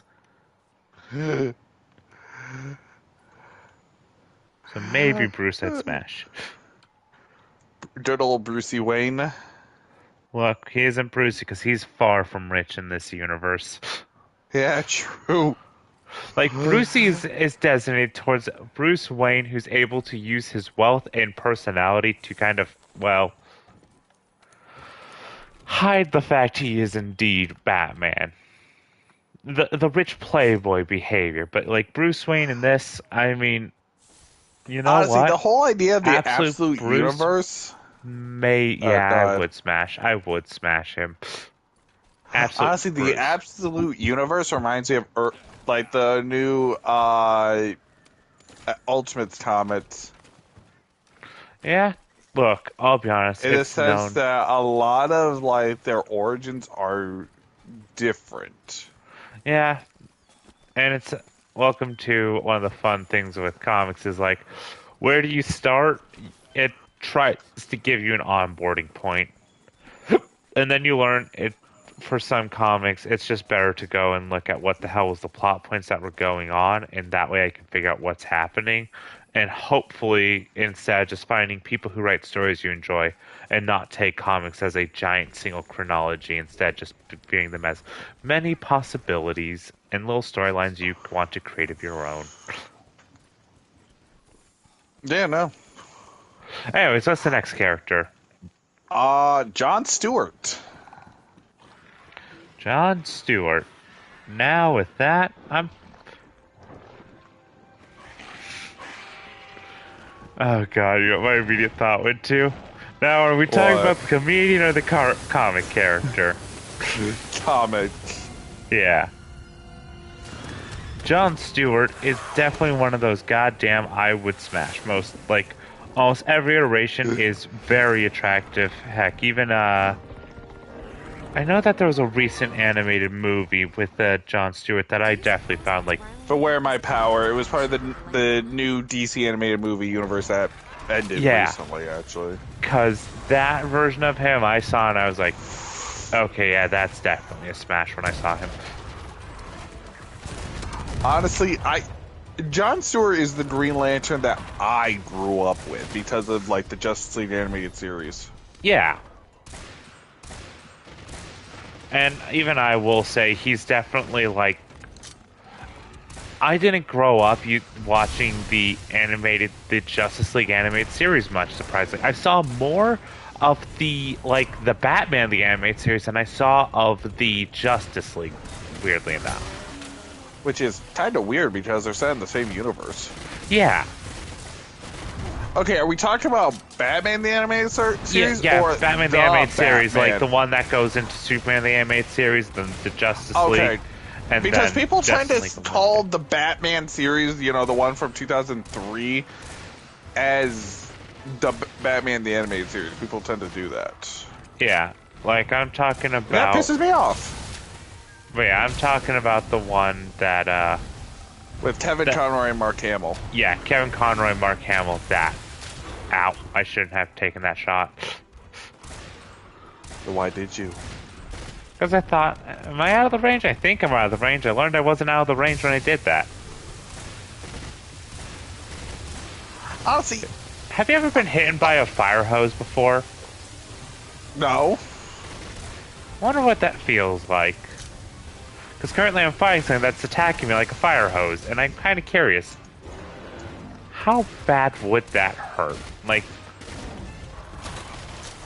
I feel like if I go down to my local firehouse and I ask, there's like a 15% chance that they might allow me to get hit by a fire hose. It's only 15. The safety concerns. I know, I was making a stupid joke. Okay, so off topic with characters you would smash. This has to do more so with least favorite ideas in comic books, like how comic book writers write characters.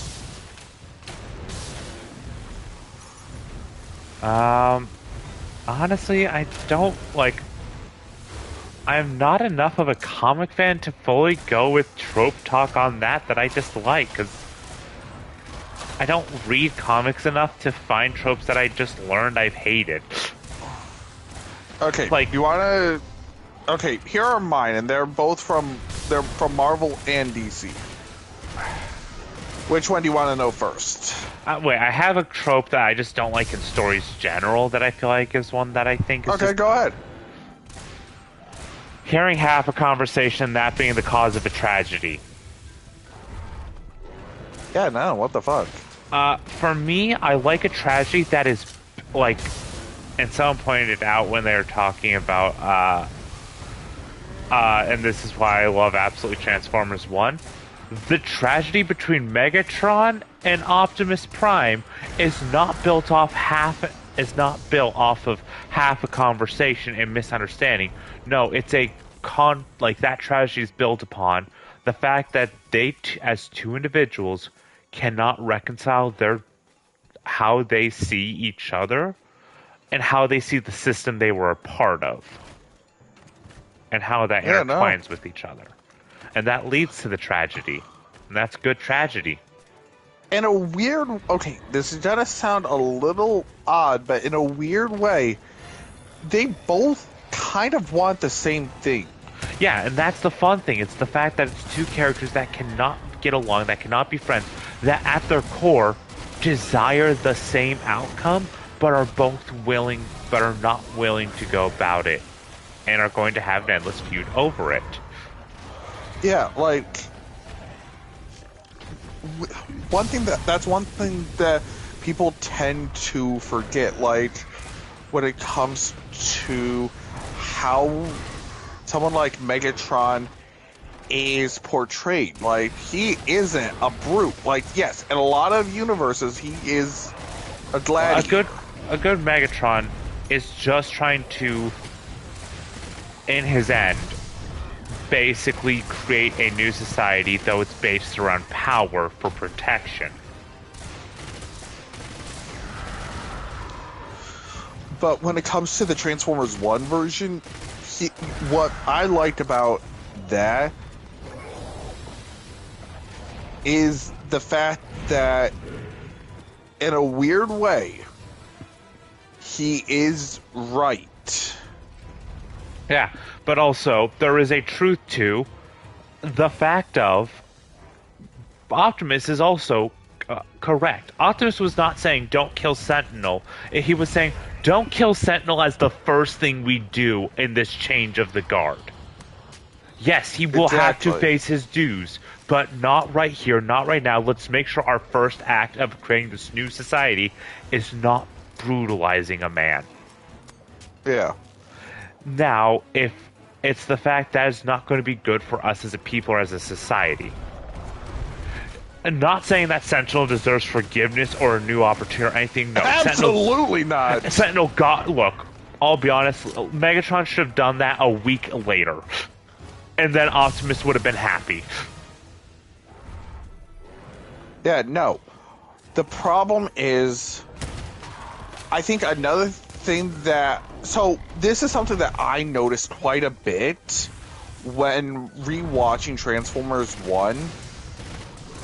So, the core that D16 takes is Megatronus Primes. Yep.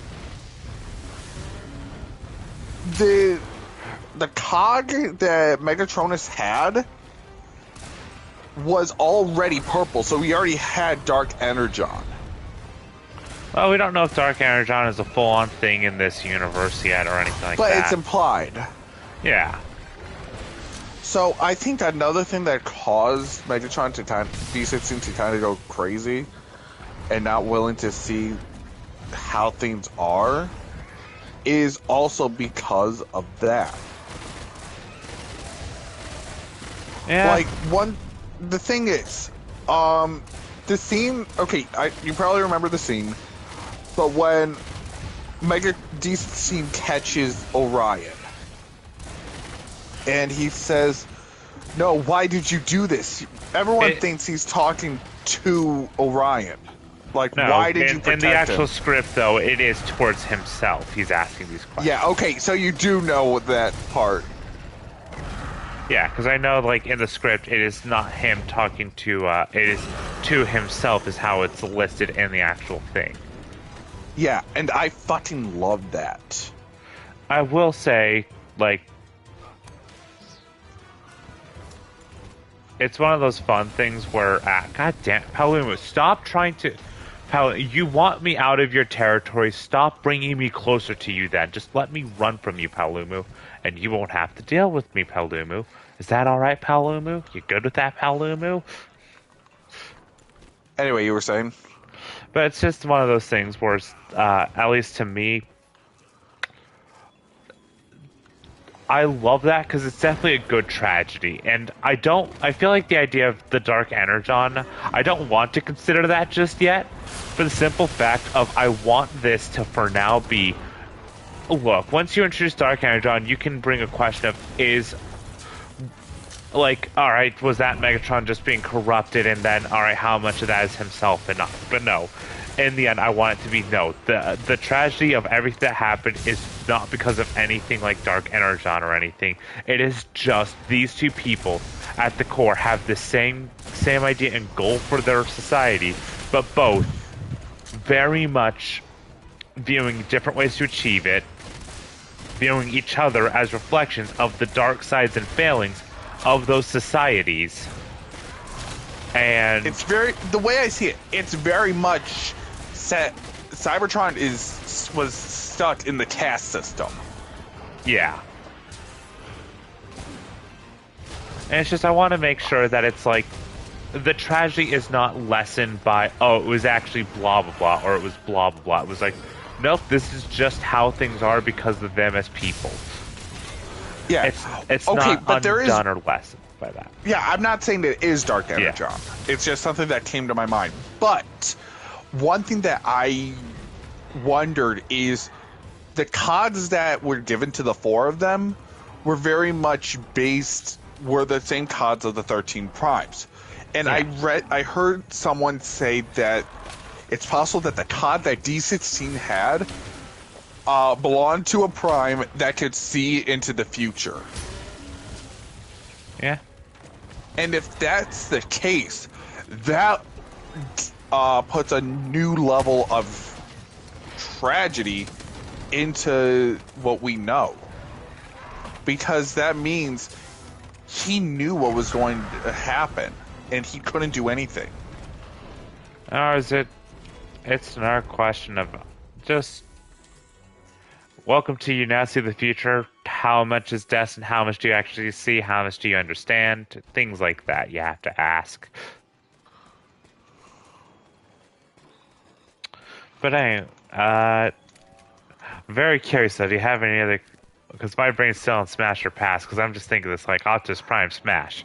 Sorry. Is there any other yeah, characters? no, I actually don't any. All right, you don't have any? Like, just any character from any series. I'll give you my answer if I know them. Yeah, no, I don't have any right now. I've drawn a blank.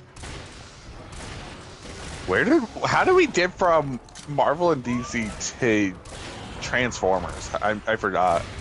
Your least favorite trope in comics. What are your least favorite tropes in comics? Okay, that's what it right. was. Okay, yeah. So you said yours, but can I say mine now? Yeah. It's not so much a trope, it's just so much like a story beat. On the Marvel side, it's like the whole idea that Peter Parker can never be happy. I enjoy it to the point of it being excessively hilarious to me that, yeah, welcome to, you have something nice, alright, how will he lose it this time? I just... Like, what? I don't treat Peter Parker seriously anymore because of it, and that's part of the problem. I won't disagree. Like, the thing that annoys me is, like, was mainly, this whole stemmed pretty much from how Zeb Wells did things with Spider-Man, during his run of Spider-Man with Brian Paul. Oh, the guy who, yeah, I know about Paul. I know just everyone hates Paul and is glad that his children don't exist, but also, goddamn, why'd you have to do all this shit? Yeah, no, I fucking hate Paul because of everything he represents. It's just one of those things where it's like, Mary Jane, what the fuck, dude, girl? Look, there's a level You of knew all. Peter was trying to get back to you. Welcome to the dumb things of comics, where it's like, welcome to, yeah, Peter can never have anything happy. That is just the truth. Peter Parker, happiness, words that don't mix.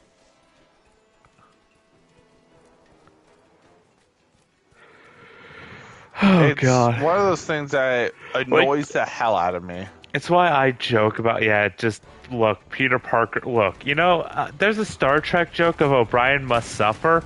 Peter Parker must suffer as Marvel's version of that on the fridge. Pretty much. Okay, I told you the Marvel side. Do you want to know what the DC side is, though? Sure. I'm beginning to believe Step, how step, the step. I hate it when writers have Batman not be a good, like, father figure. Yeah, no, just abusive Bruce. A Bruce, Like- as I call it. Like, that's why I just can't vibe with All-Star Batman and Robin, because he just fucking abused Dick. Oh God, if I think it's like, yeah, Batman really needs to stop abusing his dick. That's not what I mean. Yeah, look, I don't. Yeah, that makes sense because it's just look. You know what my favorite thing is? You know what most people like the version of Bruce that I know a lot of people love is the Wayne Family Adventures Bruce. Oh yeah. Like the He thing is, the reason why I just don't understand, like, why people liked it is Batman has like the largest family. like Bruce is supposed to very much, and this is one of those things. Look, Bruce is and Batman is supposed to be able to comfort a small scared child. Like if your Bruce Wayne can't do that, you've not made Bruce. You made the Punisher in a silly hat, as like one artist said. Like the character of Bruce, like it's one thing if Bruce doesn't know how to handle things. That is one thing that I could understand because of what happened to him. I mean, the closest thing he has is Alfred, and even then, like Alfred has Alfred's- been dead for years.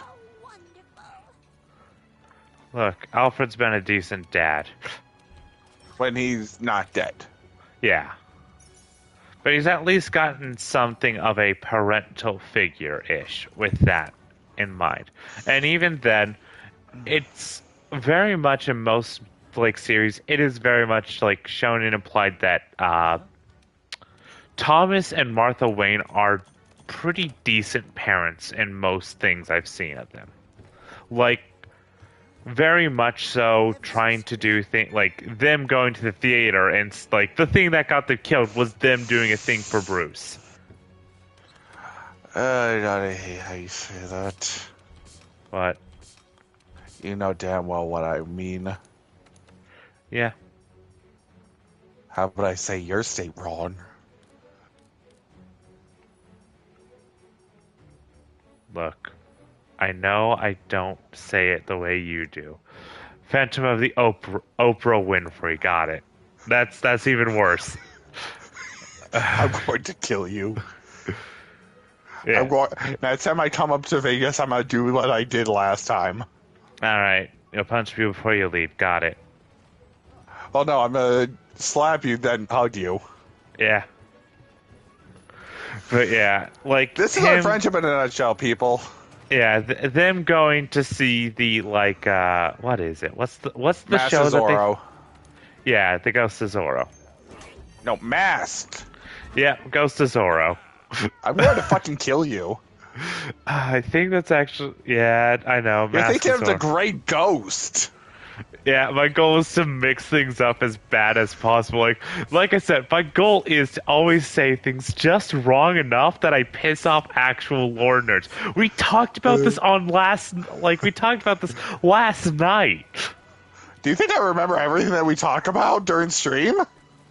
Look, you know a goal of mine is this is always one of those personal goals I always have, which is try to remember as much of a conversation that recently happened as possible so I can, in the end, make everything go back full circle. Or at least be able to be like, all right, how did we get onto this? Oh, yeah, how did we get onto Transformers 1? It's because of me talking about, like, least favorite comic book tropes. But anyways, like, Bruce But yeah, didn't have shitty parents.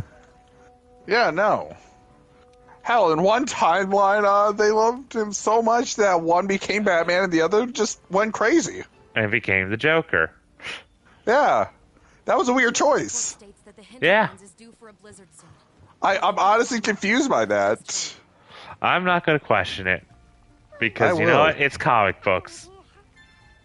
I will question it. You I have will more question you have more of a everything. drive than I do. It's also because I'm stupid. But yeah. Like Like, the Bruce thing being is- a shitty dad just feels like shitty It makes writing. no sense. Yeah. Like you agree, Bruce being a shitty parent just feels like shitty writing, right?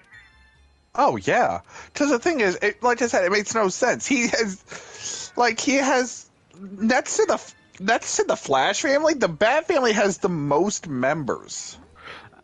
How many members does Superman have at this point? Like, if we're including Pat, Superman got a lot though. But like, So didn't the like way didn't ahead. like didn't Brain please work? Like, doesn't Clark have a kid now? yeah, John L. Yeah, and then he has a clone. So he has a kid. Superboy. Yeah, so he has a clone. He has a kid with Luthor. yes, he does. Yeah. There's Steel who was inspired by Superman.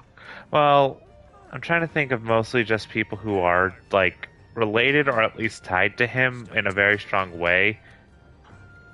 And No, I'm just the trying thing is, Steel Yeah. was introduced during the reign of the Superman story arc, Yeah. so he is part of the Superman family. Yeah. Yeah. Actually, yeah. He is a man of steel. Yeah, no, he's a man of iron. Yeah. But his name is Steel, Which though, is- right? I plead the fifth. Your Honor. Ah, damn. I can't. All right. Well, if he can't incriminate himself. Oh well. And we can't use him Thanks, pleading. law by Mike. And we can't use him pleading the fifth as a reason to investigate, like, say, that is why he is guilty. We have to prove beyond a reasonable doubt he is the guilty party.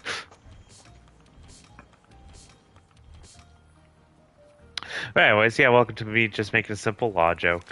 Hooray. So the thing is, here are the members of Superman's family. There's obviously Krypto, Yeah, Crypto the Superdog. Power Girl, who is basically the Earth 2 version of Supergirl. Yeah. Supergirl, obviously. You know, in My Adventures of Superman, she pulls off the 18 look very good. Steel, Yeah? Superwoman, Who's Superwoman? Lana Lang. Oh! Yeah, Yeah, that's she his friend developed. from Smallville. Yeah, she actually becomes She develops the power to absorb radioactive energy, Listen up. Ah. which is ironic because the name Superwoman's already a character in DC. That reminds me. Yeah. By the way, hey, I'm gonna. Can you look at the stream real quick? Just a minute.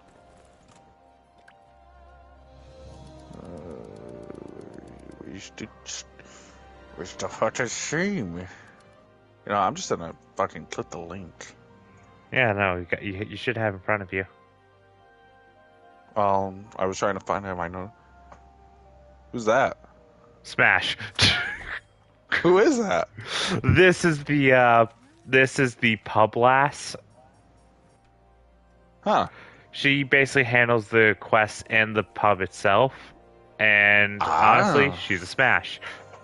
Okay. Also, What the Smash. fuck? What are you wearing? I'd hang out with her. Oh, have you not seen my drip? No, dude, I haven't. I said before that I wasn't watching the stream. I'm Like playing you Elden have, Ring. like if you've checked into the last few streams, you would have seen me in this beautiful outfit. I haven't really been watching streams. I don't watch streams that much. Yeah, well, this is my beautiful look of me. As I said, this is the Wiggler. But fair. Look. My goal was to create an outfit. Like, I had the suit and everything, but I didn't want to wear just the suit the entire time. So I found out if I combine it with, like, the night leggings and hands alongside the suit with the coat tail for the waist, that looked pretty good, and then I decided I need something stupid. Cut to me putting this helmet on. Fair enough. So yeah, now But I look there's- like you get to see this beautiful, macho man. But yeah, there's John Kent or John L's Superman and Superboy.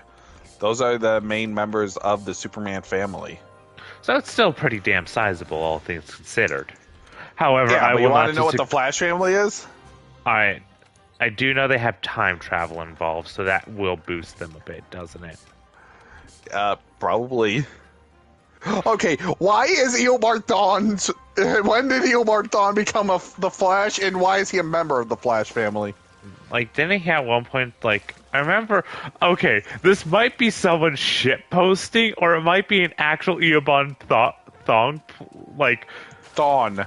Eobard Thawne plan, which was, I'm going to kill Barry's parents, become a social worker who picks him up, and raise him as my own so I can torment him more.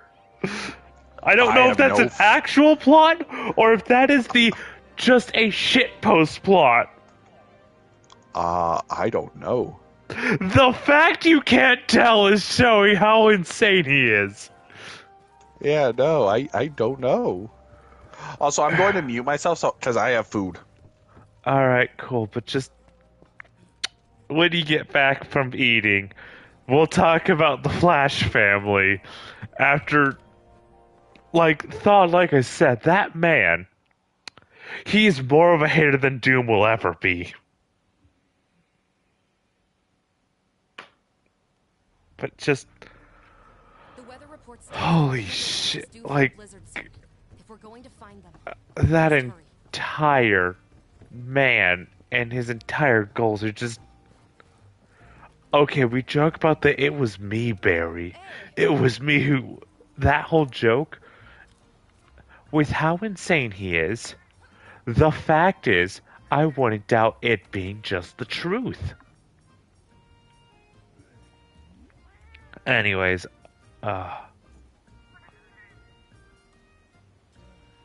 okay, go out and hunt anything in the Hoarfrost Reach on your own. I guess I can do that, but that's just that'll be a future thing when I need to get parts.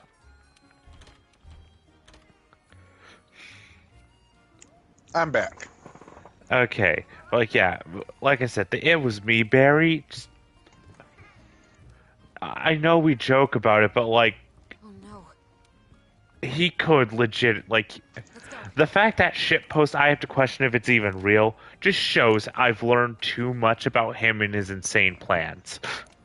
Oh, yeah, no. Like, the "it was me, Barry" meme could legitimately just become a truth with that man.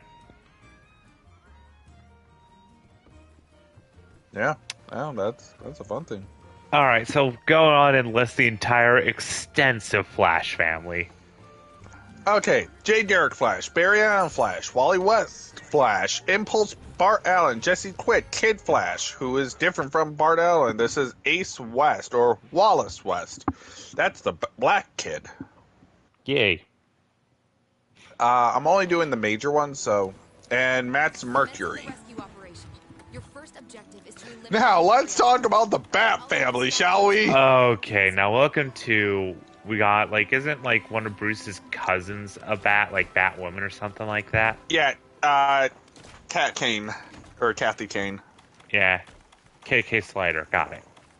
Yes. So, obviously, we have Bruce Wayne. Ah, yes, Brucey Wayne. Bruce Wayne. The orphan that started it all. There's Helena Bertinelli, a.k.a. the Huntress. Alright, why is...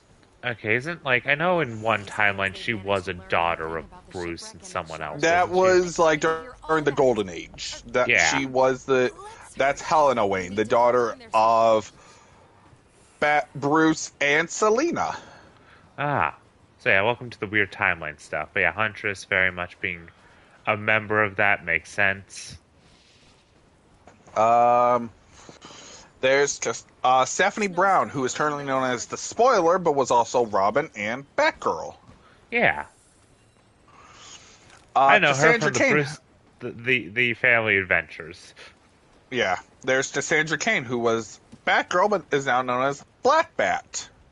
Yeah, she's silent, isn't she? Yes. close, which also means There is my personal favorite Batman, because this is the one I grew up with, Tim Drake. A.k.a. Red Robin, yum. That will always be funny. Barbara Gordon, who, honestly, with that, I don't know if I should refer to her as Batgirl or Oracle. Yes. Richard Dick Grayson, a.k.a. Robin, and, primarily, Nightwing. Do the butts match? No. Selena Kyle, a.k.a. Catwoman. I mean, yeah, she's robbing the rich, but also she keeps giving Damien more cats. Jason Todd, a.k.a. Red Hood. Ah, yes. But why didn't you shoot him? I'll be honest, have you ever seen the Panda Red? He's a TikTok and YouTuber. No. And he has a great skit involving Jason Todd shooting, just Red Hood shooting the Joker and the Joker's body disappearing, and Bruce be like, yeah, that's why I haven't killed him. I haven't been able to. He's like a cryptid. I know. Them like having family bonding time over the absurdity that is the Joker's power of never dying. Like Superman couldn't even find him. And he should find everyone. Yeah, because he just flew off a cliff, and guess what? Even Superman couldn't find him. Oh my God! Because that's what actually happened. Yeah, no, I find that hilarious. Anyways, next character. Damian Wayne. Yes, the questionably conceived child of Bruce. Yes. Jean-Paul Valley, a.k.a. Azrael. Yeah, one of Zach's favorite characters in the Arkham Knight games. Yeah. I just don't like how they treated him in Arkham Knight because that was a fucking joke. Well, all I know is that he has a cool sword. Yeah. That he breaks. Yes. That is a canon path. He can't convince me otherwise. That is canon. Weirdly enough, in the New 52 and Rebirth, which with Rebirth being the current one, Harley Quinn is a member of the Bat family. Harley Quinn. Yeah. I like that idea. Look, I like the fact Quinn got her own. Like, I enjoy Quinn very much being on their own and getting away from the joke. I like her being a lesbian with Poison Ivy, and Poison Ivy very much calming down, but still very much willing to kill people if need be. Yeah. There's also... Let's not forget... Oh yeah, Clayface is also a member of the Bat family. You haven't mentioned one character I'm surprised you haven't mentioned yet. Are you talking about the Signal? Yes. Duke Thomas? Yeah. I was into it. Alright. So I was expecting him with all the other kids, basically. So it turns out Duke Thomas also started out as Robin. Yeah. I did not know this. Yeah. Who the fuck is Julia Pennyworth? I believe that to be Alfred's daughter. I did not know that I think, like, Alfred, I know, has his own family, I'm pretty sure. Like... Okay. I'm gonna say something a little weird. Alright, go ahead. Ow. I like Batman and Robin. The movie one, the live action? Yeah, so George Clooney. And the back card, as I know people meme about. Oh god! And the bat nipples. Yeah. But that was already a thing. Yeah. Okay, just... Oh, okay, please let me get up. Yeah, no, like... I'm also currently in one of the, like, more intensive hunts, so if I go quiet, it's because I'm fighting a Barioth, and these things are dangerous, like... Imagine a flying saber-toothed tiger that shoots ice cyclones.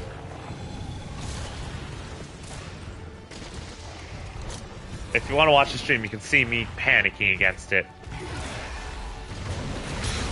Maybe later. Alright. Alright, ow. Nope. Alright, getting out of there. Anyways, what's the next character on the list? Well, that's actually pretty much it. I mean, there's former members who retired or dead. Ah. I'm surprised there isn't one character. Who? The complete faker of a Batman, Terry P. McGinnis.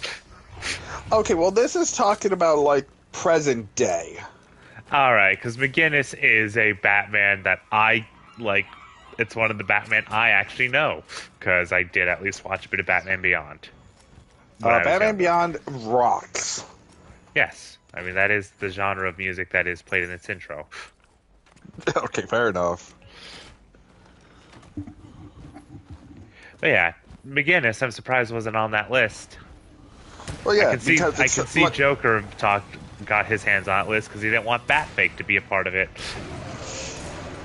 What's Well, to that's know Tim about you, Drake. McGinnis? Spoilers. It's a 20-year-old movie. Yeah, but spoilers. Wait, when did Return of the Joker come out? Return of the Joker.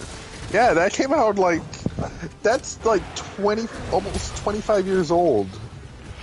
I can't believe Amanda Waller made her own illegitimate Bruce child. Yeah, I don't know how I feel about that. It makes sense for Amanda Waller as a person. I will say one of my favorite lines from when she made that reveal was, "It was easy to get his DNA. He left it everywhere. Not remotely what I meant." Terry's TMI? Not remotely what I meant. Just that level of just indignant annoyance towards, Terry just in the background, her not even looking, but knowing his reaction. Honestly, the thing is, that version of Waller is my favorite. Yeah. No, where is it? Oh, God. Oh, God, Barrioth is definitely being brutal today.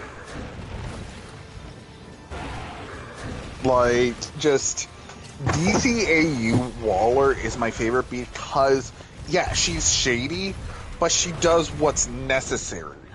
For the people. Even when she has been proven to be wrong, she bites her tongue and accepts it and does her damnedest to undo the damage. But also... Exactly.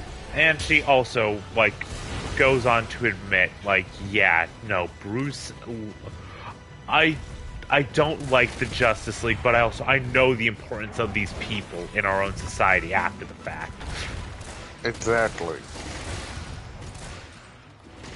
It's one of those things where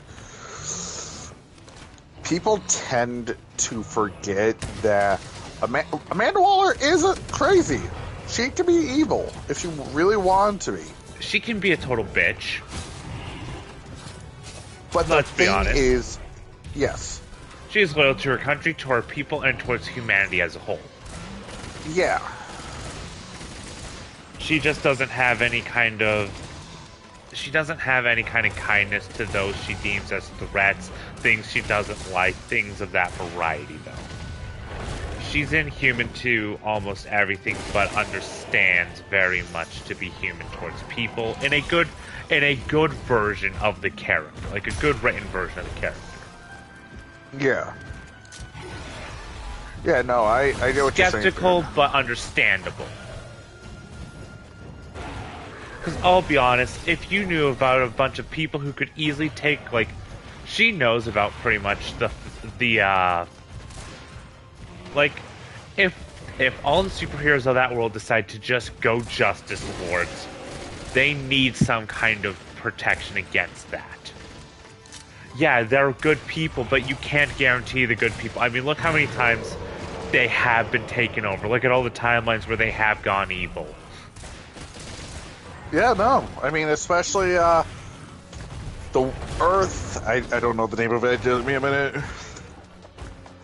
Welcome to Multiverse. You need a repository Earth of them. 49. You want to know what that's known as? Is that the one with the Justice Lords? Or is that No. the one with the Batman Who Laughs? Was that the one with the, That's Injustice. Oh, yeah, It's like which of the very dark timelines is as I go over like a list of 50 different things. Yeah, no. Thing is, I do not. Okay, I love the Injustice games. I fucking hate the whole idea behind it. Yeah, no, it's definitely one of those. As a timeline, it's one of those. It can easily. It has an interesting idea, but also you need to be consistent you need to be consistent, understanding, and work well with what you got to make that timeline genuinely work as a concept. Exactly. And it's a good what if, but also you can't you can't survive only on it. It's good for a story that needs to have a conclusive end. In my opinion, you can't just infinitely milk it for money, which is kind of what they're trying to do with it. Like, my problem is the idea of an evil Superman is fucking annoying.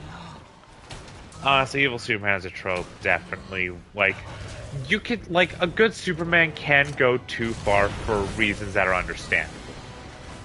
Yeah.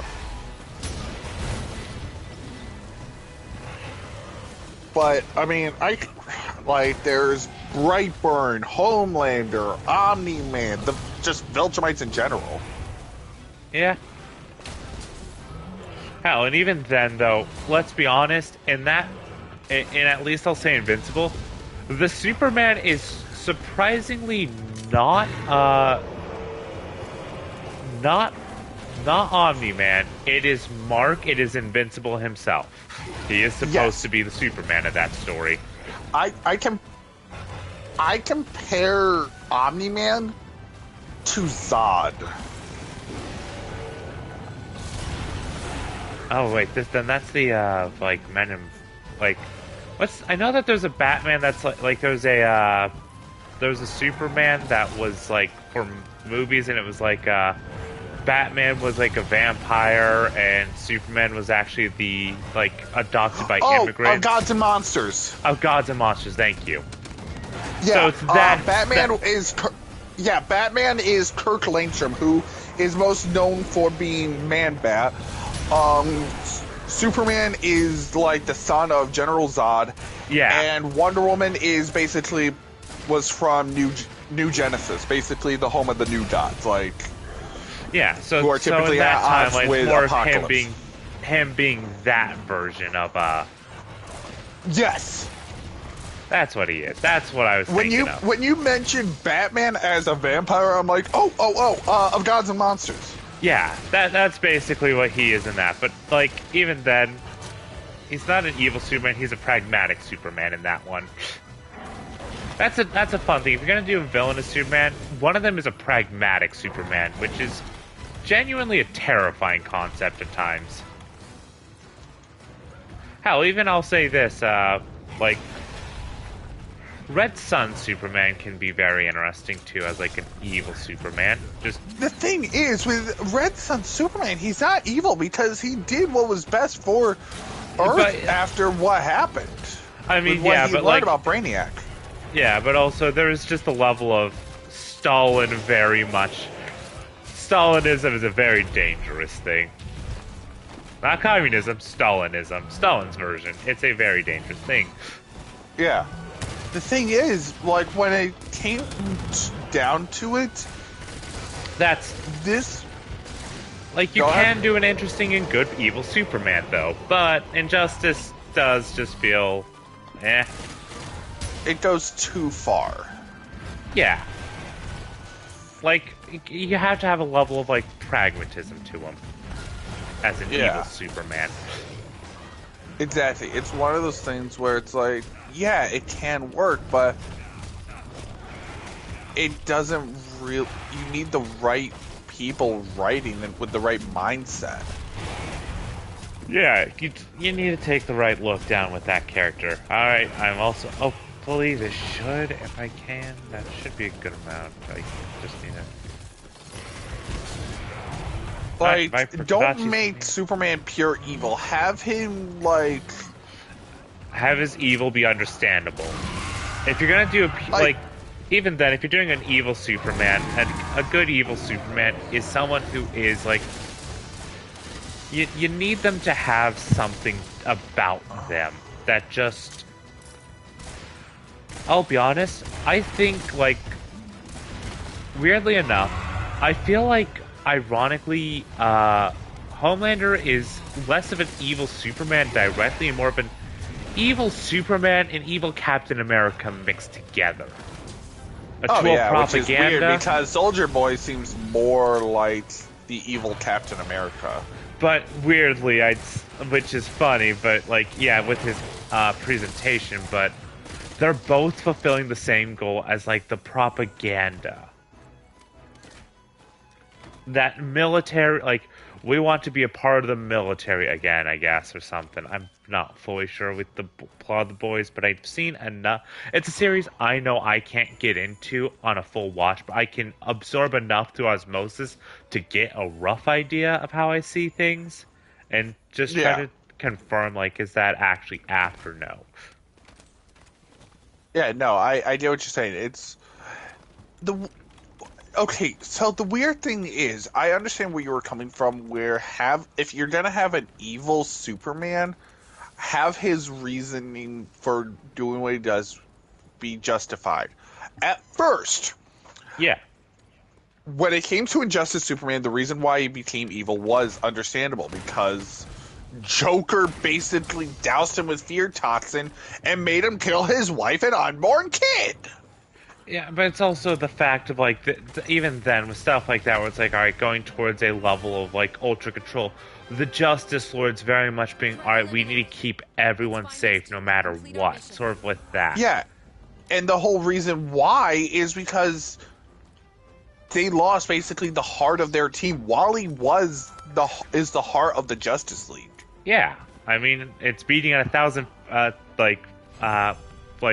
BPM, Not but what I I mean, mean. he is a very strong heart of the Justice League. I mean, that man's probably going to cardiac arrest if you go on it. Not what I mean. Yeah, I know, but look, I saw an opportunity to make a joke involving very much him faking his own heart attack. You're a lifesaver. During our search, we noticed a Barrioth was nearby, so we hid. Thanks to you, we Ah. were able to have a really good look around. For one thing, the ship was covered in gashes from an attack. Like, that is the Barrioth difference was incapable of between something. Injustice and Justice They're capable of Lords. something far more Yeah. dangerous living here. They're both of them had reasons, but It looks new. like Justice Lords isn't evil. They're just misunderstood. They took it too far. They're misguided. Frozen monsters. When it They came don't- to Injustice, like, Barrioth is let's face it, Wonder Woman is the villain of Injustice. I don't know enough of Injustice to give an honest opinion and honest, She didn't. Okay, before anyone says anything, I'm talking about the games. I'm not talking about the movie. Or the comics. No, the comics are connected to the games. Oh, I thought they created a new Injustice timeline, like, separate from the games, but if it's still tied to the things, that's one of the weird things I'm not fully sure. Yeah, no. Made men To my by the knowledge, ice, it's still pretty born much of the the same. ice, undone by the ice. But Fear the basically, old Wonder ice. Woman- Sorry, we're fighting a monster that we found the flagship of the game, so I'm making a Bloodborne reference. That's it. The monster that attacked the Legiana flock. Yeah, we're made men by the ice, undone by the ice. Fear the old ice. My word. Everyone thought it was just a mere But Wonder Woman does nothing to stop Superman from doing anything. She even encourages it. Believe in yourself. Hooray! You are closing in on the truth. But So it's one of those things where it's like, wow, That Elder Wonder Dragon Woman's a is gonna be bitch. problem. Wow. Wonder Woman. We'll meet soon. Whatever Wonder happens, Woman. Please be Wonder careful. Waffle. I want waffles now. Honestly, oh god. Okay, you know what's one of my favorite Let's things? go, partner.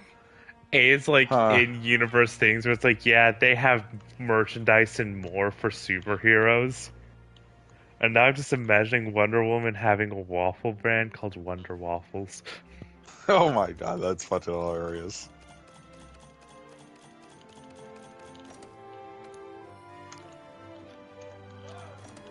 Because, like, I know in one of the DC animated movies, they do mention, like Wonder Woman merch is selling really good. Yeah, that would be Justice League Doomsday. Yeah, maybe I can cover the cost of Or the... no, not Justice League Doomsday, that's not the... But- the Death of Superman. Yeah, but just heard mentioning, like, Wonder Woman merch doing really well, and honestly...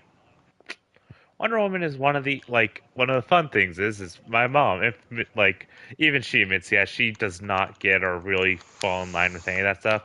She at least knows Wonder Woman decently, and that's one of those things where it's like out of all the DC movies she wanted to see Wonder Woman because Wonder Woman I is the saw one both she of them. actually knows. Thank you, sir. And Gal Gadot as a actual like Wonder An Woman elder dragon like had actress, access. honestly, This elder not a dragon bad was idea. last seen flying Fair across enough. the sea, roughly in So- the direction of where we are now. It's likely it Which- lives here in okay. the world. Weird question. But of the live action Batman that we have, who is your favorite? But they have all been by records, say. Problem is, I do not pay attention to DC movies that are live action. Okay, so you want me to give you the list of every live action Batman? We'll divide our resources Uh, and conduct a thorough investigation. Here, one moment while I go and open up a list of the live action Batman. I could name them. Mainly because Yeah, but I need to see because I don't know names. Okay, fair enough. Because I can recall faces and who they've played, but it's just one of those where it's just okay. Immediately, if I'm to give a one answer, is going to obviously be Adam West. Just peak. The campy. Look, sometimes you just can't get rid of a bomb. Don't forget about the shark repellent. Yeah. You know, since I did not watch a lot of the movies, like, I have not watched Batman or Robin, Batman Forever, Batman, or Batman, Or the Dark Knight. or The Dark Knight, thank you. Because, because it's the fact that I can just do that. And, I am legit listing different movies if my memory is correct. Yeah, there's Batman the movie with Adam West. Batman, or how people say Batman 89 with Michael Keaton. Its Yeah. sequel, Batman Returns. Batman Forever, which has Val Kilmer. Batman and Robin, which has George Clooney. Batman Begins with Christian Bale. The Dark Knight Rises. Batman v Superman Dawn of Justice, and The Batman. And the upcoming Brave and the Bold. I will say this. Surprisingly, I am surprised how, from what I have seen, how, Robert Pattinson's Batman is kind of alright from what I've seen. I don't have enough. I haven't seen the movie, so I don't have the ability to make a full judgment. I have watched, the old Batman TV shows, so I can unironically say I do enjoy Adam West's Batman. Oh, yeah. You can't go wrong with Adam West. Christian Bale, obviously, for, The Dark Knight and everything. I mean, we have enough of, memes involving him for me to enjoy it. Where are they? Where is he? Obviously, if I'm to go with peak Batman, I'm going to. I can't pick a live action actor for it, but because You're we all gonna say know Kevin Conroy? because we all know it is Kevin Conroy is the ultimate Batman. But it's. from what I I have totally agree with that. from what I have watched, the honest truth is I can only vouch for, and I have to by default, Adam West is on the top of my list because I haven't watched any Batman movies that are live action. Fair enough. Like The way, as, okay, as a like part of it's like joking, but also not a joke. yeah, no. So the thing is, there are two actors who will play Batman that I do like, and it's ironic because they're the two most recent: Ben Affleck and Robert Pattinson. Yeah. But do you want to know why? That is all. Look, I'll be honest. Robert Pattinson, like looking at him, he would be a good Bruce Wayne. That's an important thing you have to consider. But you want to know why I like those two? Like, I don't get me wrong, I love Christian Bale, Michael Keaton, and Adam West. Yeah.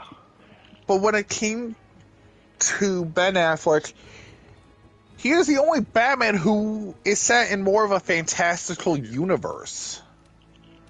Points to. Points to Superman. No, just points back to Adam West. Are you sure that isn't magical? He says point to the shark repellent. That's goofy, not fantastical. Whimsy and goofiness are a fun and important thing, though.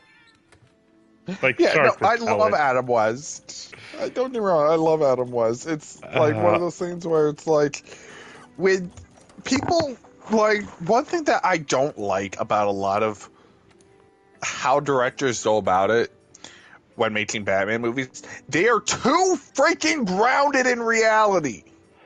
Look, you gotta take a little bit of, like, okay, you need to tell the line between goofy and great.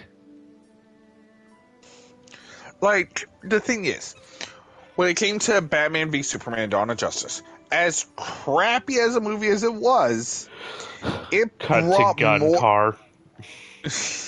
That's actually not as weird as it should be. That's pretty fucking normal when it comes to these movies. Yeah, but still, I mean, look at just the like, Arkham games. I mean, yeah, but at least with that, we have at least an explanation of at least. I mean, of course, you can use the tank to shoot at a person directly.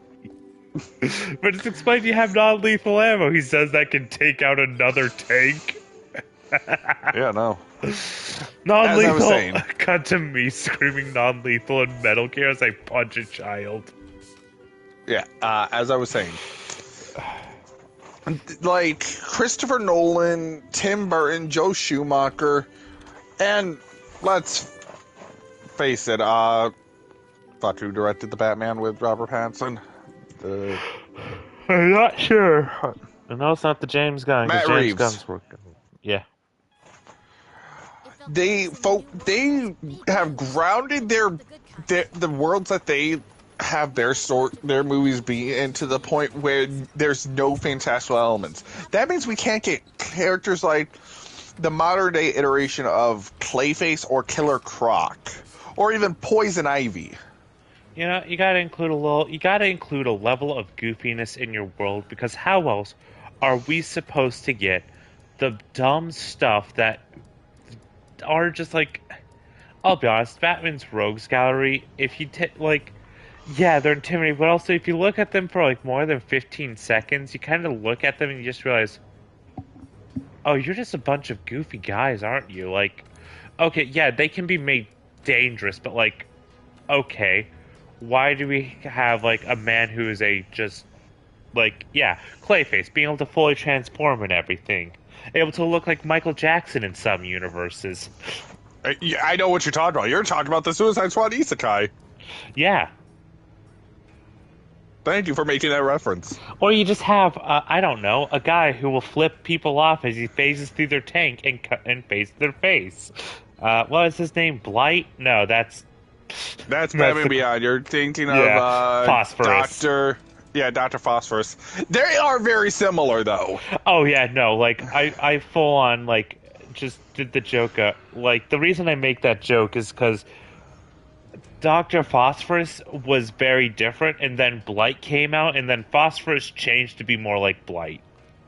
Yeah, no. You gotta have those kind of characters where you can have like those legit just weird characters. Then also you can have people like Condiment King too, which would be fun. You can't go wrong with the Condiment King. I mean, we got then a guy called the Penguin. He's Yeah, no. Oh god, you know what? You know it's one of the best Batman movies. What? Lego Batman. I two have best actually not friends. watched the. I actually have not watched the Lego Batman movie. You don't need to see the Lego movie, though it is a spin-off of the Lego movie. But it's an origin story of the Bat Fam being created. And it is fun, and it is a love story between Batman and the Joker. Like, unironically a love story. But you want to know who my second favorite Batman is, actually? Ooh. It's ironic because I went off on a tangent about how there are too many Batman movies that are too grounded. But Robert Pattinson. I had a terrible joke. You know what? You know what I was gonna say? What? You know what else sucks about these villains being too grounded? What? You can't have Kite Man, because he's too grounded. Oh my god. Kite Man, hell yeah.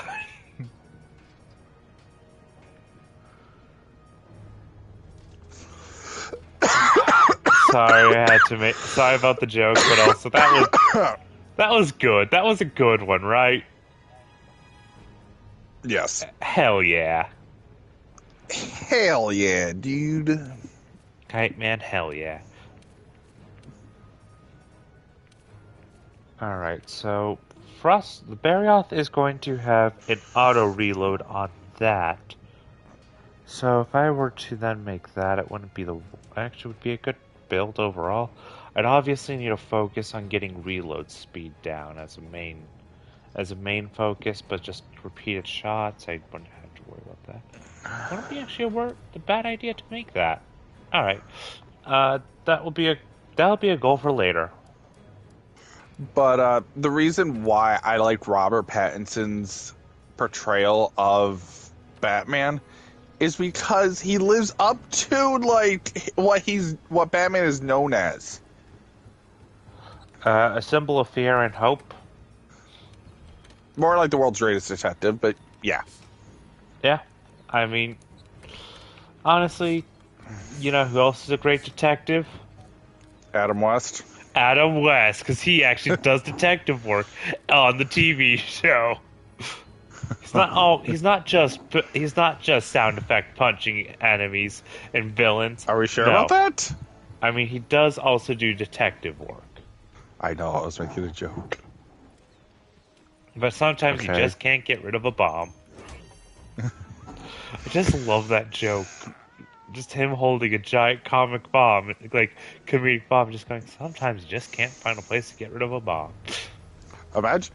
Okay, Jake, hear me out. Are you hearing me out? I'm hearing you right now. I don't know if it's out yet. We do something like that, but mitts. I don't know what it would be, but that would be something we'll have to work on if we do want to do that level of dumb jokes. Because it'd be hilarious. Like, it's Katsuo trying to get rid of a bomb. Yeah, sometimes you just can't get rid of a bomb. Are we heading out? All right. Like, he's like, the others are dealing with a mimic rider, and Katsuo's just like, I can't get rid of this. Sometimes and what? I know what I'm about to say. Sometimes I just can't get rid of a bomb. Oh God, It felt I kind of don't know silly. why, That's big news, but not the good kind. I don't know how it would go, but I just that would be funny. I don't know how we would get it in there without it clearly like as a non-canon joke. That could be like a fun like parody story, like a joke chapter or something like that, which is like 100% not canon. Yes, 100%. But No, it yeah, has to be canon. I want it to be canon. I live for the canon. look. Like the one in Bloodborne. Oh God. Okay, who got the most canon kills? Because I think Zach. because I know I got him at least once. I know. Oh no, I made sure every time Zach killed me, I got even. You didn't. That's why he has the most. Yeah, no. And then I killed you once also. But I got you once. Yeah, so we went even on that. Yeah, Zach has the most kills. Yeah, you had the least. I had the middle because I knew if Zach was gonna kill me, I can't let that stand. And then there's Jeff. Yeah, Jeff didn't get involved in it. So by process of elimination, he got last place technically. Yeah. Well, I don't know why, but I do enjoy just the dumb side bits that occurred over the course of this. Like, just gotta appreciate. Oh yeah, we did do those dumb jokes, Yes. Yes, we did. and you know what? Dumb jokes are fun jokes. I call them dumb jokes, but when I say dumb jokes, I mean dumb fun. I just don't say the fun part.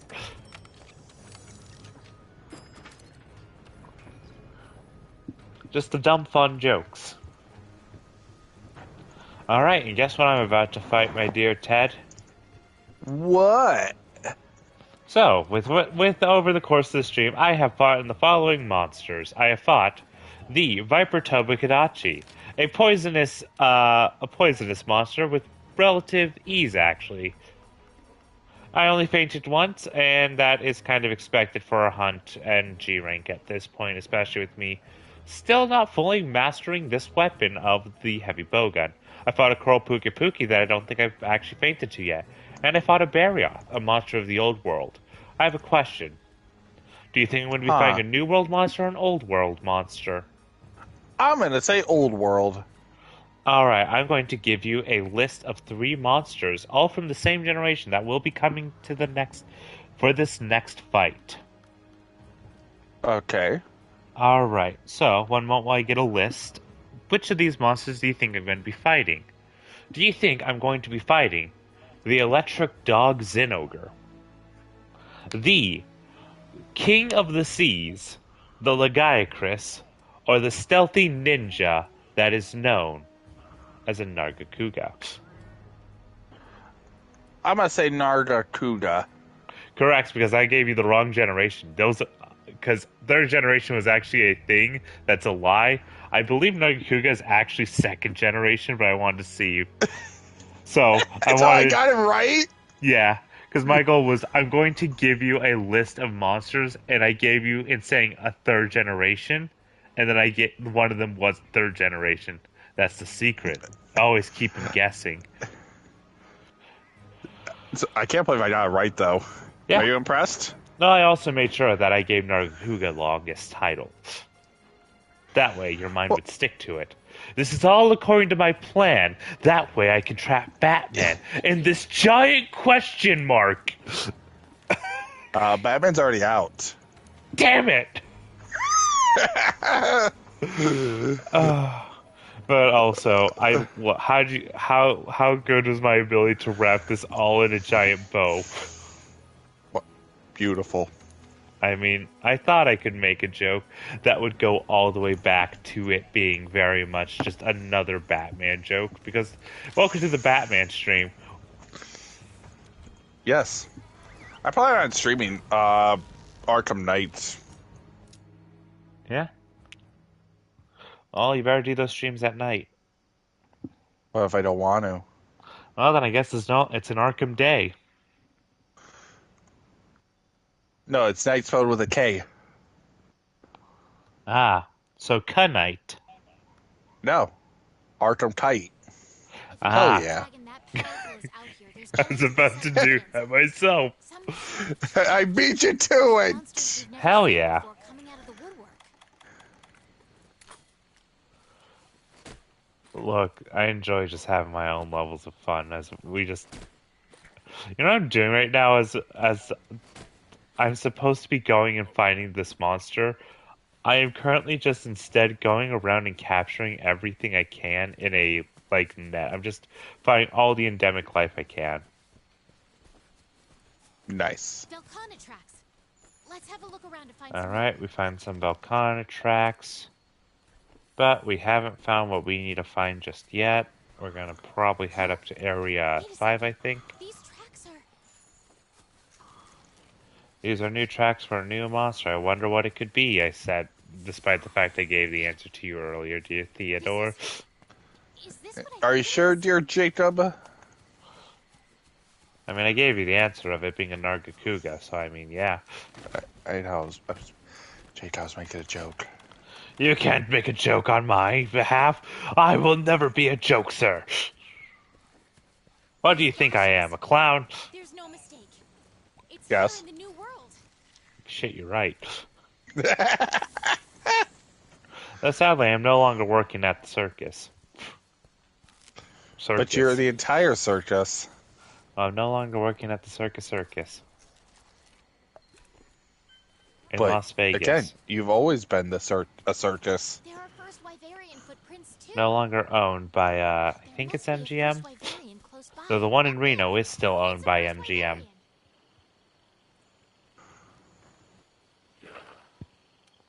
It's here. Here since the beginning. Sleeping, awake, short, long. Sleeps there, awakens here. Always repeating, then awakes there, sleeps here. Awake Also, I'm both going here to mute and myself so I can eat. there. Intensifying. Okay? Something has begun to stir. Alright, and I'm going to be Standing on the finding myself a precipice of ninja something cat. big, partner. You want to know what I'm eating? What are you eating? Chef Boyardee spaghetti and meatballs. Chef Boyardee, I heard, is actually a very nice man. I know Chef Boyardee spaghetti and meatballs isn't good, but Well, it's a comfort food. look, Chef Boyardee as a person, I've heard, actually was very, wanted people to have meals that were very much cheap, easy to make, and good. Like, Hey, we know we insult the quality of Boyardee, but also, I'll be honest, if you ever need food, Chef Boyardee is just a good option. Octonaut was Yeah, it's a good comfort meal, too. Yeah, and the man who created the entire brand wanted to give people food. Yeah. Anyway, I'm a mute now. Alright, I'm gonna be watching a cutscene. these spikes. Are they from?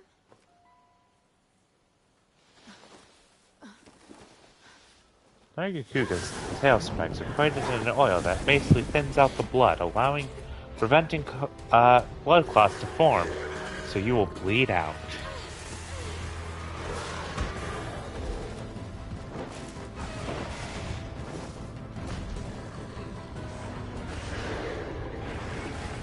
No.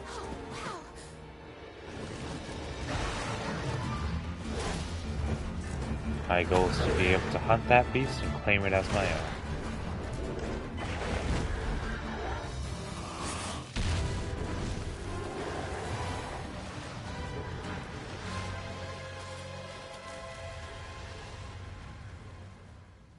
A Nargacuga. I'm gonna be trying to hunt that thing down and get Let's its head back and armor. share the news. I'm gonna want to hunt that thing down, get its armor, so I, myself, will be able to create an armor that should have infinite ammo. And now we have Velcana hunting. We have to get Velcana tracks for progress on that. So, you found what looked to be traces from Velcana in the ancient forest. Then you spotted a Nargacuga, a species that has never been seen in the New World. And to Add on to that, we just received a report that a Glavenus was spotted in the Wildspire Waste. What do you make of this situation? Huh? Me? Well, the last time we saw sudden changes in the environment, it was because of the Elder Crossing, right? I think it's likely that some kind of external factor is causing the changes this time too. And that's what must have led to the Nargacuga and Glavenus going berserk. And what do you think? I agree with the chief. I think we'll be seeing a lot more species come out of hiding soon, just like the Nargacuga did. You've got good intuition, the both of you. Now then, we need to look further into these newly active monsters and search for more traces of Velkhana. I want you to investigate the Nargacuga and Glavenus. So, we now need to get research progress towards Our eventually... targets are Nargacuga and Glavenus. Let's keep an eye out for Velkhana tracks while we're at it. to eventually finish the research, and once we get that, well, we're entering the final parts of G-Rank's with the story of us trying to figure out what's been causing all this sort of ruckus. As much as something from the outside is probably causing it, and, well, we need to make sure we can get that research progress done. I love how my entire armor is a complete slapdash, and yet, if you know how to play this game decently, you kind of don't need to focus on creating perfect builds until certain points, I'd say. So, my goal is going to be going after that ever-present shadow of a Nargacuga. I need to get out there, and take care of it.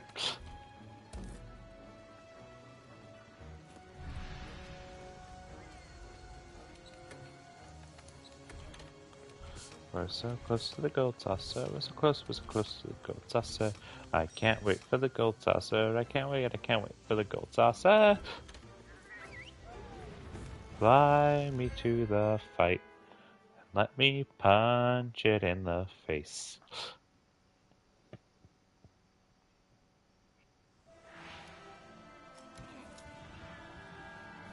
Wow, the very first Nargacuga investigation in the New World. Talk about lucky. New world, new Nargacuga.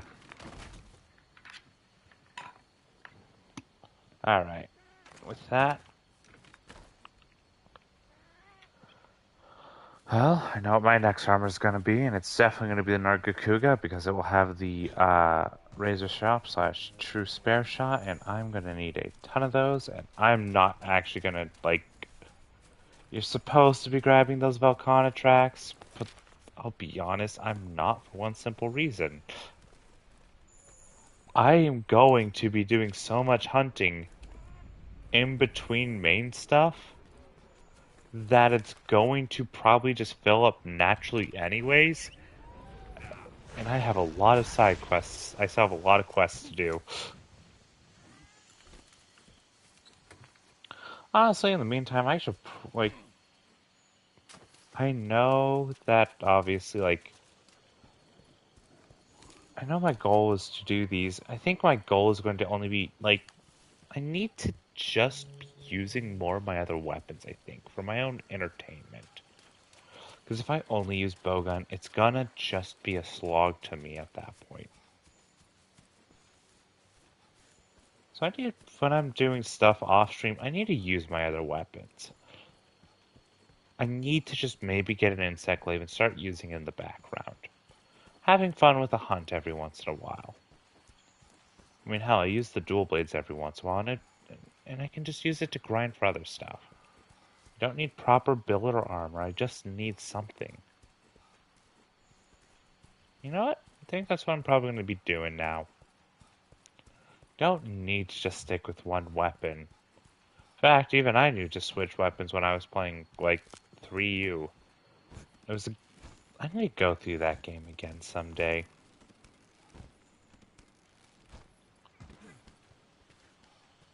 Now I just need to find some Nargacuga tracks, but apparently I can't find any.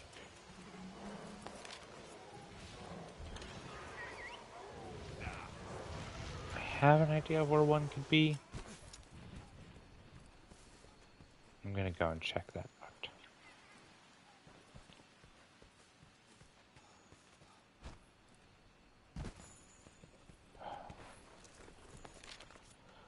annoying thing of hunting a monster is getting the first tracks that actually lead you somewhere. Nope, I got Anjanath tracks everywhere, but no. Am I just terrible at remember where Nargacuga goes naturally? You know, I mean, it's been a while since I've actually done this part. Actually hunted these monsters.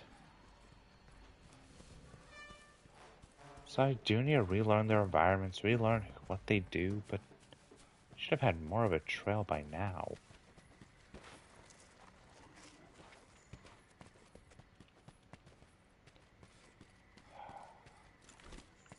We already got the cutscene. I'm just so used to at least getting a guide to the next track. Cool, I've maxed out my Anjanath stuff. So maybe one, like, the tracks here? Like, I found the tail scrape there, but I didn't find anything else.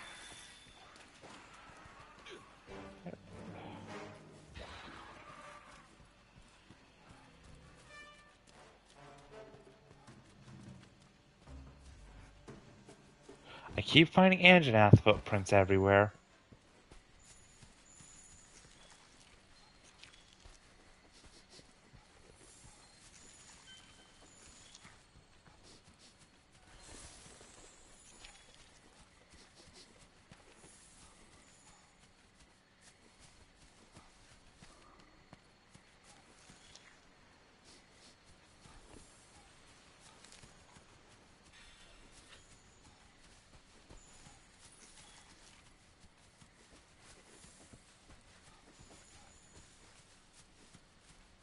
Alright, just follow the tracks, see if it can get me to either I run into it naturally or I just get enough of a track to get its trail.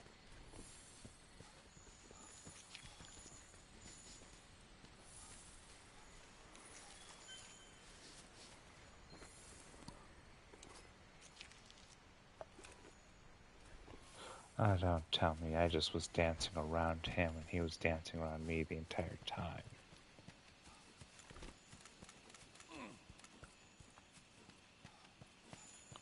Well. Okay, yep, go up there and let's go and chase him.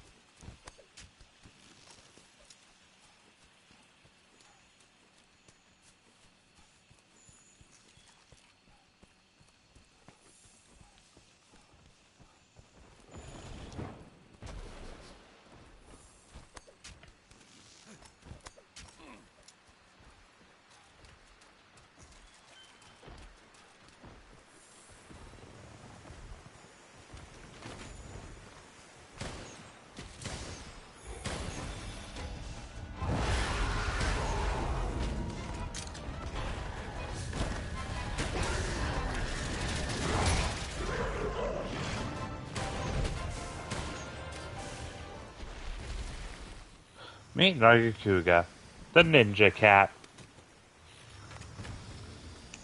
It's more like a panther and a bat and something else mixed together, but call him the ninja cat for a very obvious reason.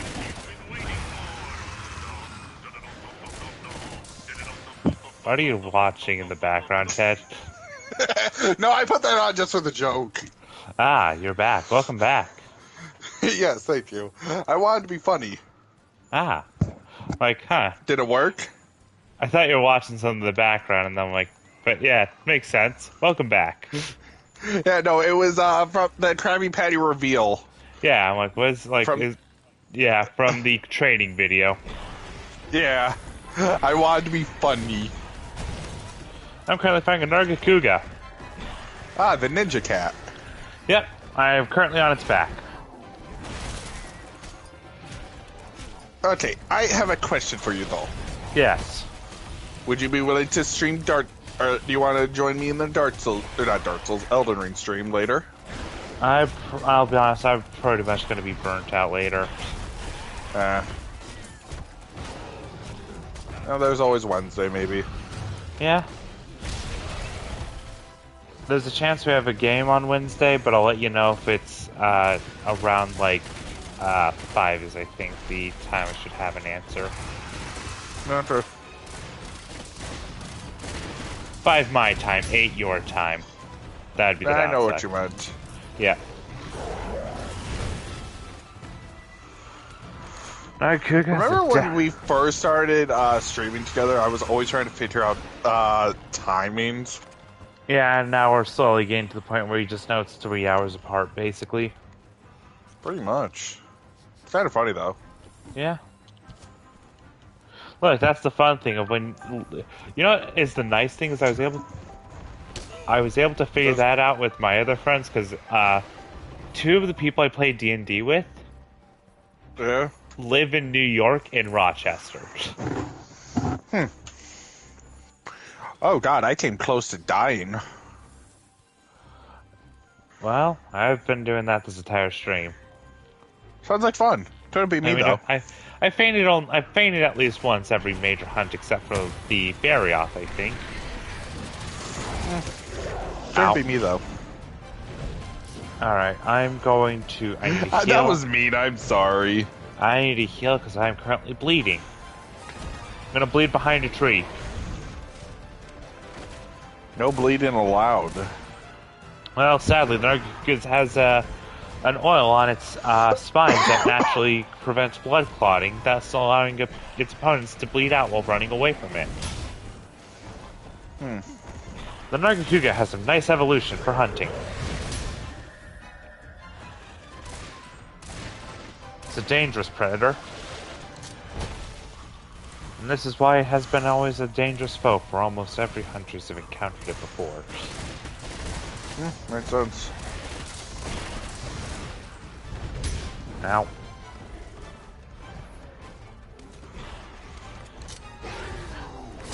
Ow.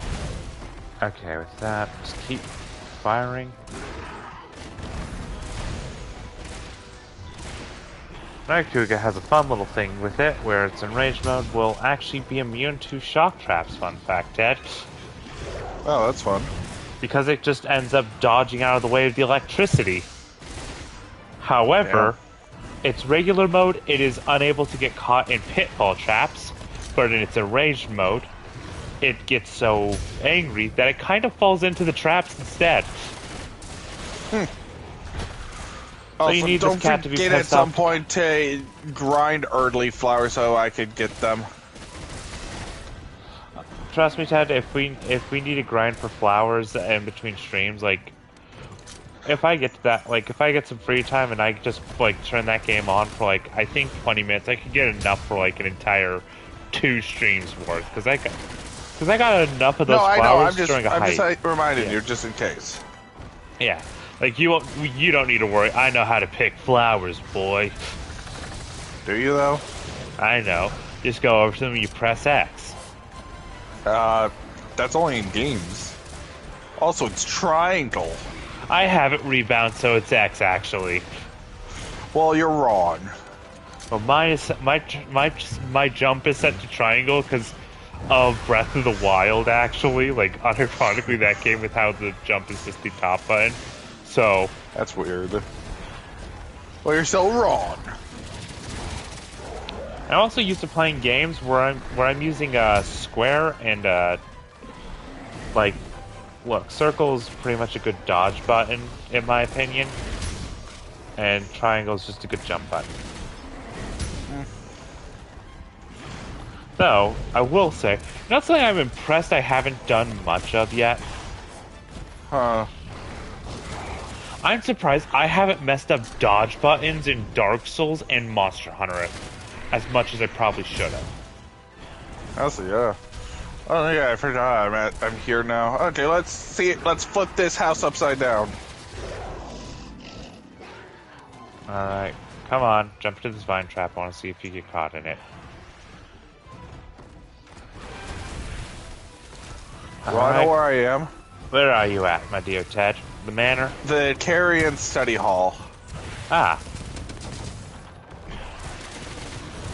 This place is weird. Well, welcome to school.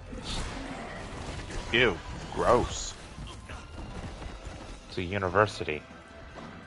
Oh, that sounds everything. We're beyond These just guys the are basics. a bunch of nerds. Nerds are easy. All you have Those aren't easy. All you have to do is just punch them. In the perfect nerd face. Wait. Jake, I just realized something. We're nerds. Yes. Yes, and the way you defeat a nerd is just by punching them. Break their glasses. Alright, Ted, I'm actually curious. I have a question, Ted. How much fighting experience do you think I actually have? I don't know. I actually really don't know. It's just a question out of just random guess. How much do you think I'd actually have?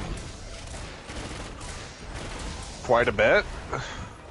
I am, though I have rarely gotten into formal, actual fights with people, I am a black belt in Taekwondo. Now here's a fun question. How much fighting experience do you think Zach had? Because there's something I found out, I remember about him every once in a while that I kind of forget. I'd say he has a red belt. He actually did MMA. Oh. Yeah. And then there's me, who just doesn't really give a fuck. And then cut to, we know Jeff. Mm-hmm. Look, we love our Jersey drunk. And yes, that drunk is spelled with a J. Yes. Oh. Ah, great. Hands. Ah! That was a... Alright. This Nargacuga is a jumpy boy. Or girl. How much fighting experience do you think I have?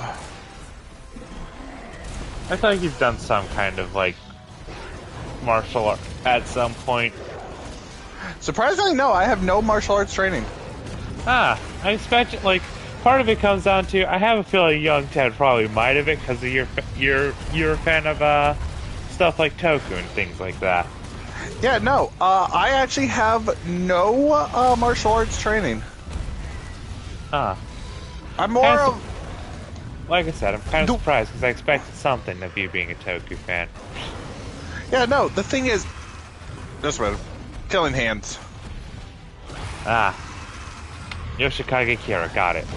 Ah! Yes. Oh, god damn it, Anjanath. The reason why I never took any martial arts classes is because I was too scared of what I could do.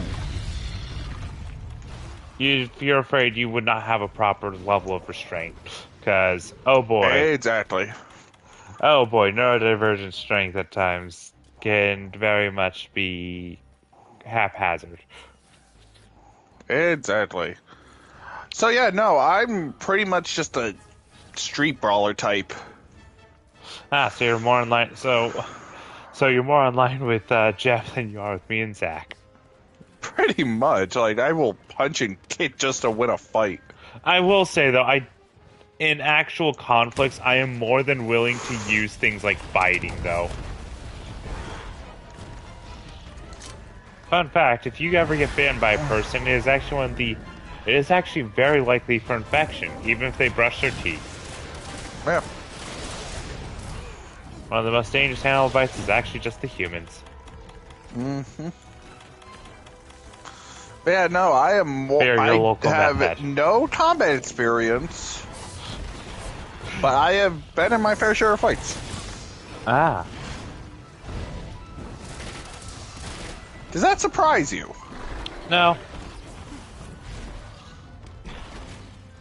I'm not surprised you have... Look, I'm not surprised you've been in fights. I'm talking about being more of a street brawler. Well, without any proper experience, it's pretty much the default that most people end up having. Also, god damn it. I missed my shot.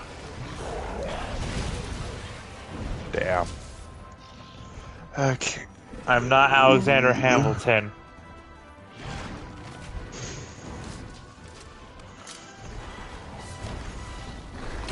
I'm not gonna miss... Oh, I missed my shot. No, I got a helmet. Nice. A master of confidence.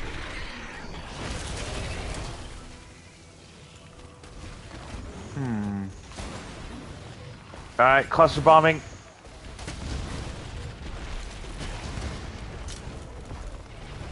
I feel like if I drop here, I am going to die.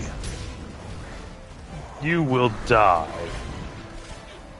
Let's use a rainbow stone. Welcome to the fact of, well, how do you determine if a thing's going to be dangerous? You do the actual thing you do in real life. You just take a stone and you count how long it takes till it falls. And it broke. Oh, that's definitely a deadly fall. Let's try here on if I land on a chandelier.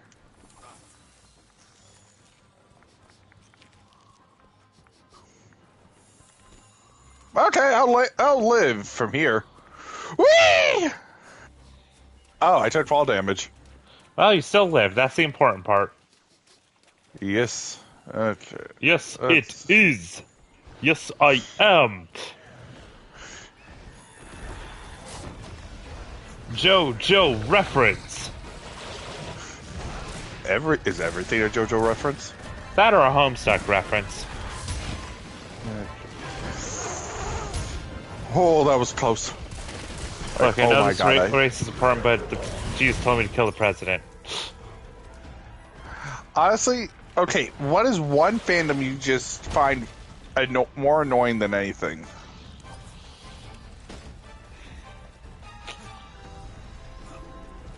Okay, this is the fun thing of, I don't mess with, I don't dive into fandom spaces often, so I don't have, and I know, and I investigate, and I look at fandoms as an observer all the time, but it's never gotten to the point where I have never had in a fandom I've considered, oh, the most annoying or something like that. You all know what mine is? What is your annoying fandom? JoJo. Yeah, it makes sense. I don't hate the anime or the manga. The fandom can be much if you are only shown one side of the fandom. And yes, a very there's the very vocal part of the fandom. I'll be honest, if I go with annoying fans, I could easily take easy answers the Homestuck fandom. I could go with easy answers like My Hero Academia, stuff like that. But I've never been in a fandom to the point where it's annoying. I'll be honest, the honest answer is the only fandom that has gotten to a point of actual annoyance to me has been, unfortunately, the My Hero Academia family. Sorry, Ted, you're catching straight with that one.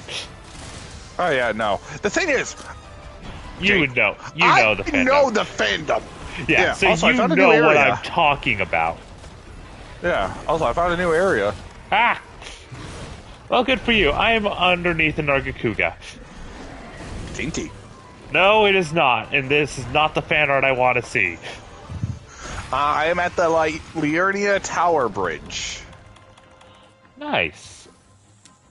I don't. I have been a part of the My Hero fandom since 2018. I know that this place is annoying as all hell. Look. I have lived it. Look, I am in it. I am actually active in the fandom. As a person who is not active in the fandom, though, if I manage to get annoyed by it, that's definitely a thing I can understand. I get how the JoJo fandom can be annoying for sure, but also to me, it is not as annoying as something like Homestuck has been. However, most but that is I'm talking Oh no, I'm fighting the same Puff Marshmallow Man. That's peak 20, the mid to the early 2010s and stuff like that. And that's the Homestuck fandom I'm referencing if you know fandom culture. I know. I'm currently trying to fight a fat ass. Well, I'm currently trying to fight the Narga still. So trust me, I'm multitasking while I'm talking to you, Ted. I know it. Yeah, no, I was... I fought the Godskin guy. How is he doing? I killed him. So he's doing dead. Yes. But yeah, no, I've been a part of the MHA fandom for for 8 years, I think. Yeah, shit. 8 years. Congratulations, you get the Stockholm Syndrome Award. But the thing is, one thing I've learned to do is I've learned to separate the fandom from what I enjoy. Hey, the fact is, if you've been look, I have been a part. Look, I will say this: I've been a part of fandoms. Yeah, I know. Like that's one of the first lessons you should learn. The fandom and the creation should be separate. Yeah, another fan base I just find annoying is the One Piece fans. It's a good series. I don't think I can ever get into it. I know it has stuff it is, but it's like that is too long, and that is a series. Look, I already have my 500 episode series, and that's called Thrilling Intent, and that's an obscure internet show. Like, the thing is with One Piece fans, they'll say that One Piece is the best thing ever. I'm like, that's a matter of opinion. That's not a fact. Is it a really good thing? Yes. Is it the best thing? I don't know. Everyone thinks something else is the best thing that they've seen. There's no such thing as something that to be perfect. I mean, look at Perfect Cell over there. He is perfect, though. Is he, though? I mean, have you seen that jawline? Yeah, but he lost to a kid. I mean, look. Details are details, but, like, god damn. I am now at the Divine Tower of Liurnia. I'm just throwing up. Huh? What's these? Item? Curse Mark of Death? Yep. Congratulations. You're doing a side quest that you can do for Ronnie the Witch. Oh. Do you want to get married, Ted? Huh? Do you want to get married, Ted? You can marry Ronnie. I didn't even realize what I was doing. I just decided to do some exploring. You can get the waifu. Waifu? I don't know the full process, and that will be it. Like that. If you want that, if we don't defeat the Elden Beast, I can guide you through the Ronnie questline, I guess. As like that'd be our backup plan. Like, I won't lie, when I, like, with the streams, I come up with, like, main goal and backup plans at this rate. So at least we have something. And, like, last stream was all the side bosses. Well, like, our main goal was, like, killing Malenia. And if we killed Malenia, if, like, we struggled with Malenia, then the goal would have been Moog, and then, obviously, like, Moog. Dragon. And then Dragon, which was just a side story that was like, you know what, this will be that was more or less, though, how dumb can I get with the side story? And that was us doing the hunt for the random dragon we forgot. And also, the actual goal, that was to get you, your Estus's a +1 with that, in all honesty. Because my goal was to get to that, church we never got to. Yeah. For the Sacred Tears. Yes. Like, every time I stream, I at least have a goal in mind. And, like, right now, my goal with this stream is to kill Nargacuga and maybe Glab. But my goal was to get to this point, and I've gotten to it. The only goal now is just, obviously, I need to kill the monster. Yeah. So, because once I get off stream, I'm going to be farming for Nargacuga armor for its armor skill, for sure. And I'm going to be doing a lot of the side quests I still need to do in Master Rank. Okay. Maybe we could still chat? Maybe. Okay. Yeah. But yeah, no, I will admit that the MHA fan base is fucking Riri. I mean, it is look, the one that goes Re, though, is Dio. Not what I meant. Yeah, I know, but I wanted to make a joke because you said JoJo fandom, and I'm just proving your point. Like, when it comes to MHA, like, I'm not. The anime is the anime and manga are really good. Yeah, They're pretty nice. The problem is people. There are two kinds of people. There's the MHA fan base, which suck everyone, and then there's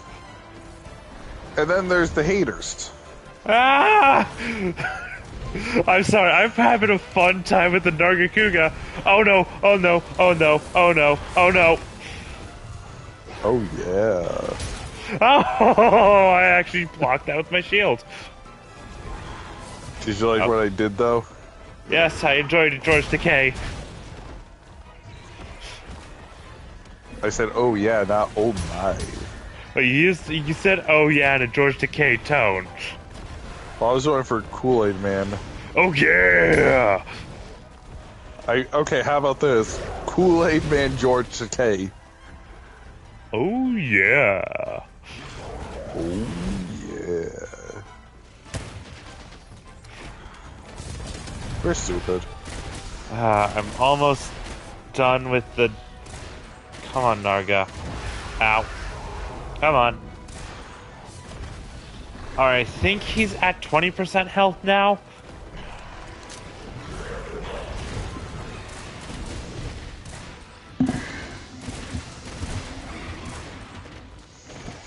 Alright, let's see. He's enraged. Oh. Nargacuga is currently running away and limping. I have almost defeated the Nargacuga. Kuga. I've almost killed Kamen Rider Kuga. With this gun I found. With this gun I've been using.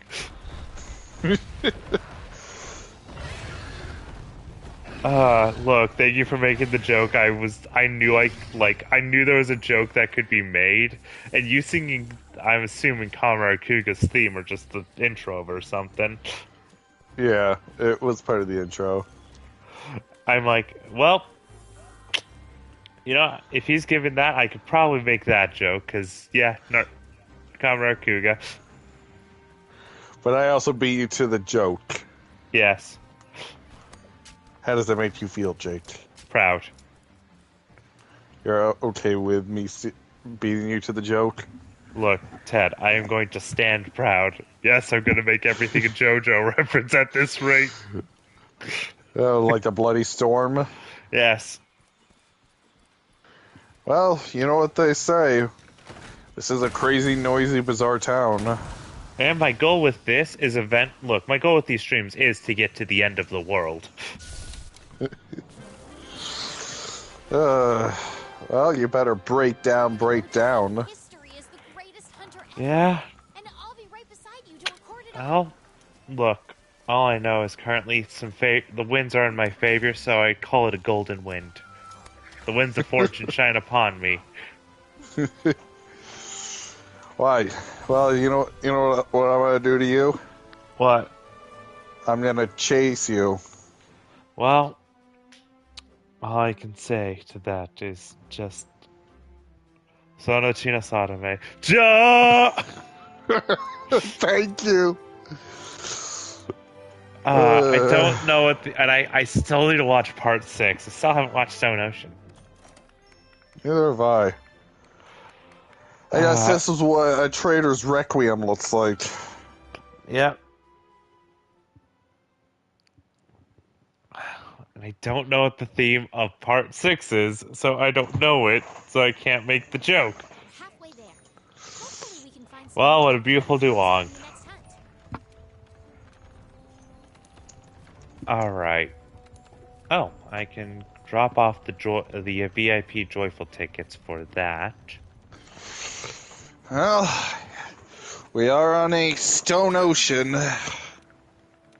Ah. And heaven's falling down. Well, it was all meant to be. Made in heaven. Yeah, no, I just decided to look up what it is. Yeah. And I just wanted to go with the joke that I could at the very end. Because you know what I will say, Ted? What? It's a wonderful world.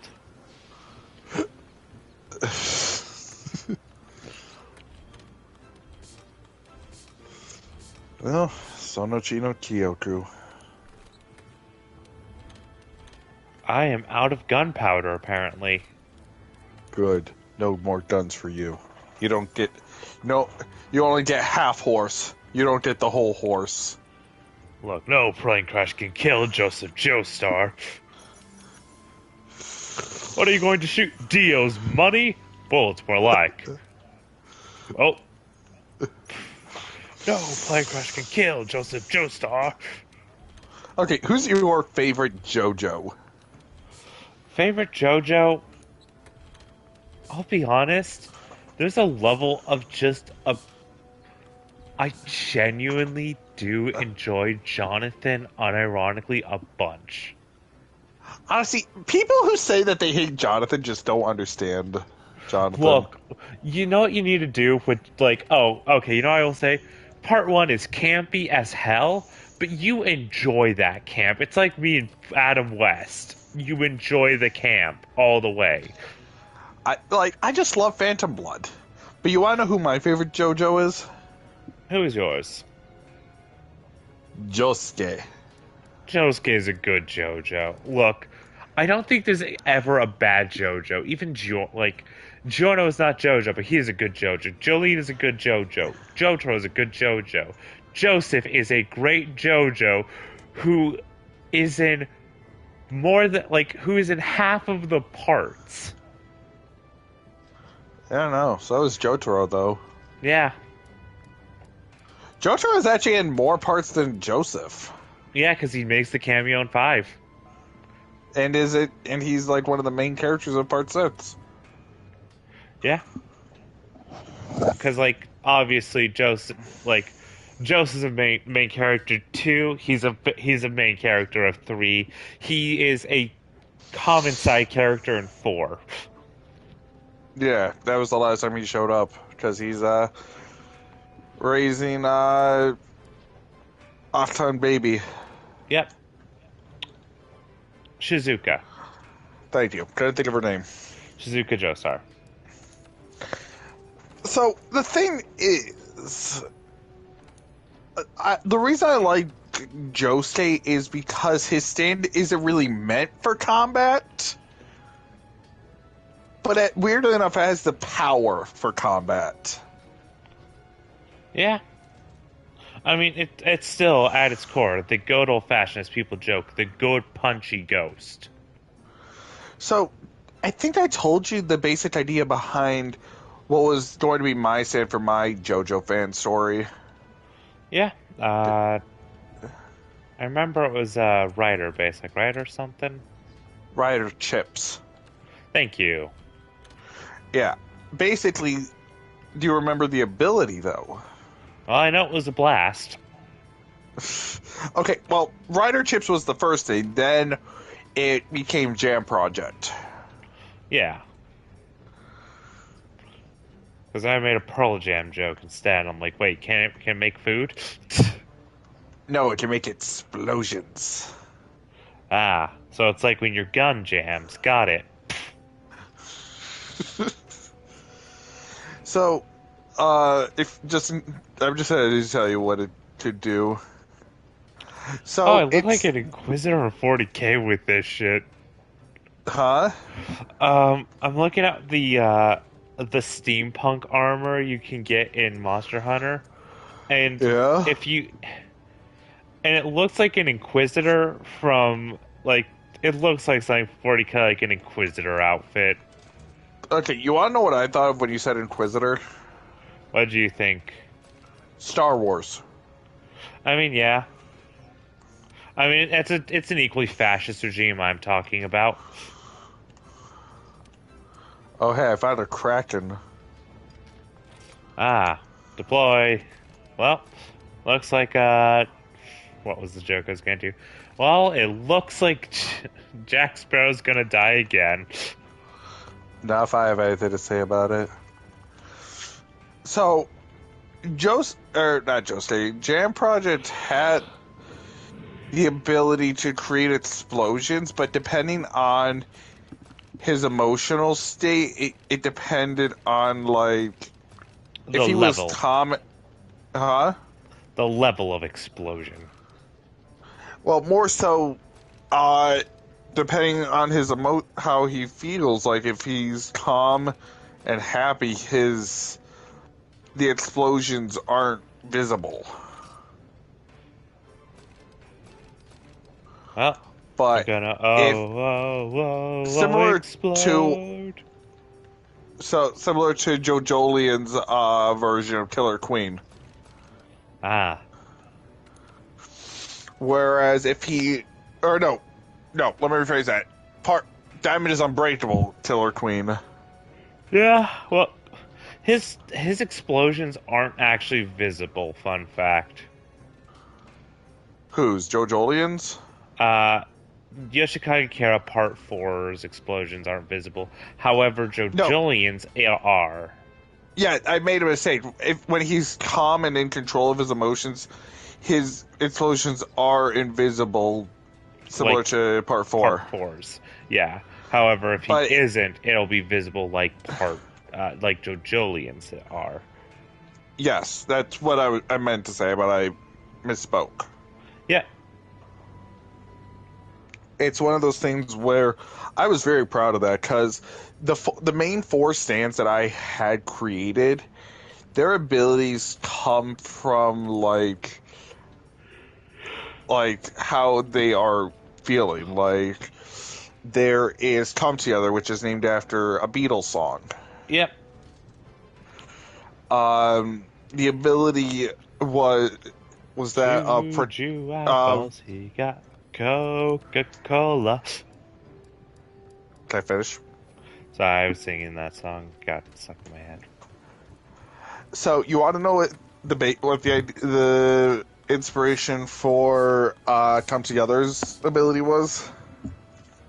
My immediate thought is going to go to what is it? Shigechi, the one with like 1,000 mini guys. No, actually, it's Katamari.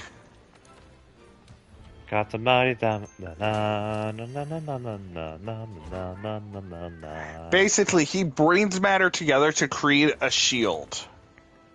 Katamari. Are you proud of that idea? Yeah, it's a very interesting idea.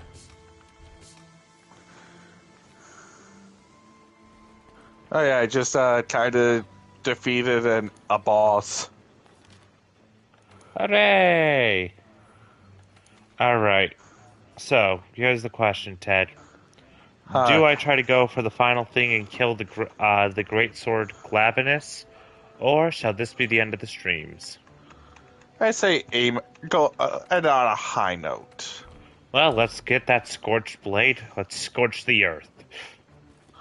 But you want to know what I got from defeating this boss? What'd you get? Great Blade Phalanx. Ah. So you got a phalanx. Nice. Yes. Well, so when Come Together, the user can bring matter together to create a shield. Does that make sense? Oh yeah, it's all coming together. Gotta have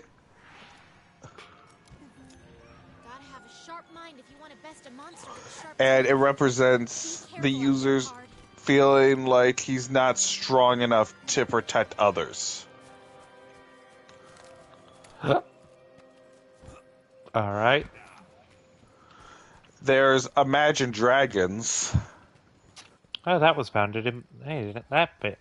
If I remember correctly, isn't that band originally from Vegas, or is that someone else? No idea. I can't look it up right now.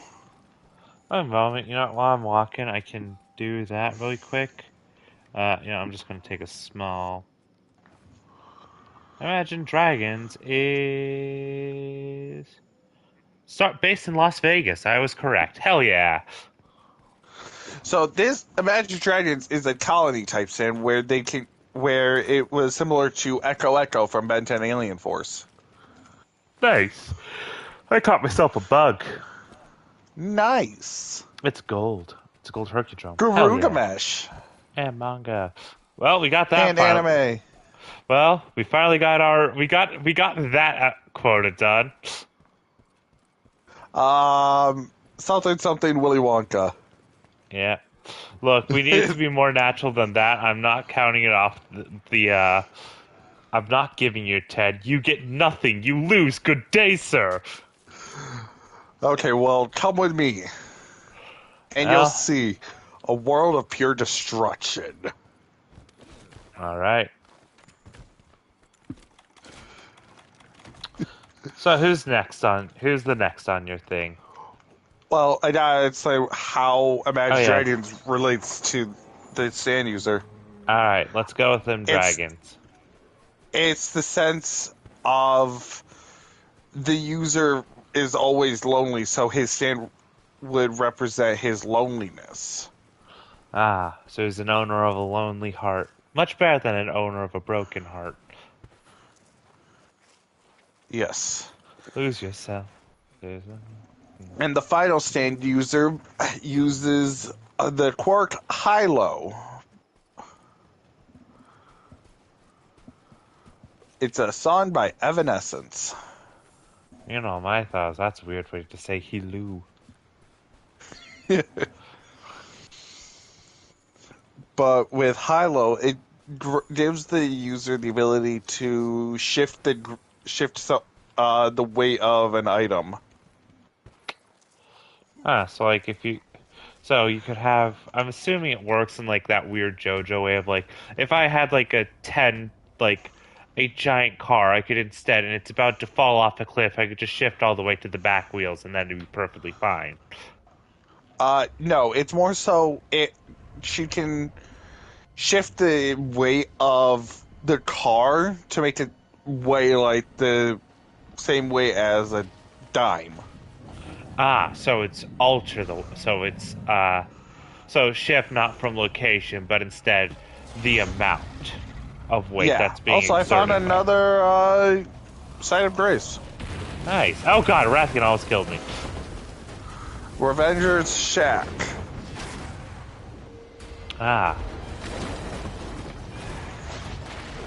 But that stand represented like the amount of weight that is put onto her. Yeah. You want to know what Jam Project represents? The inability to control one's emotions and the outbursts of them. More so lack of control over their own emotions. Yeah, the inability to control their emotions and the outbursts from them. I Yes, said inability. I didn't hear that. It sounded like you said ability. Yeah. I have Fair. a Glavnus in front of me. And it's Nice. mad. I wonder why. Look at that tail.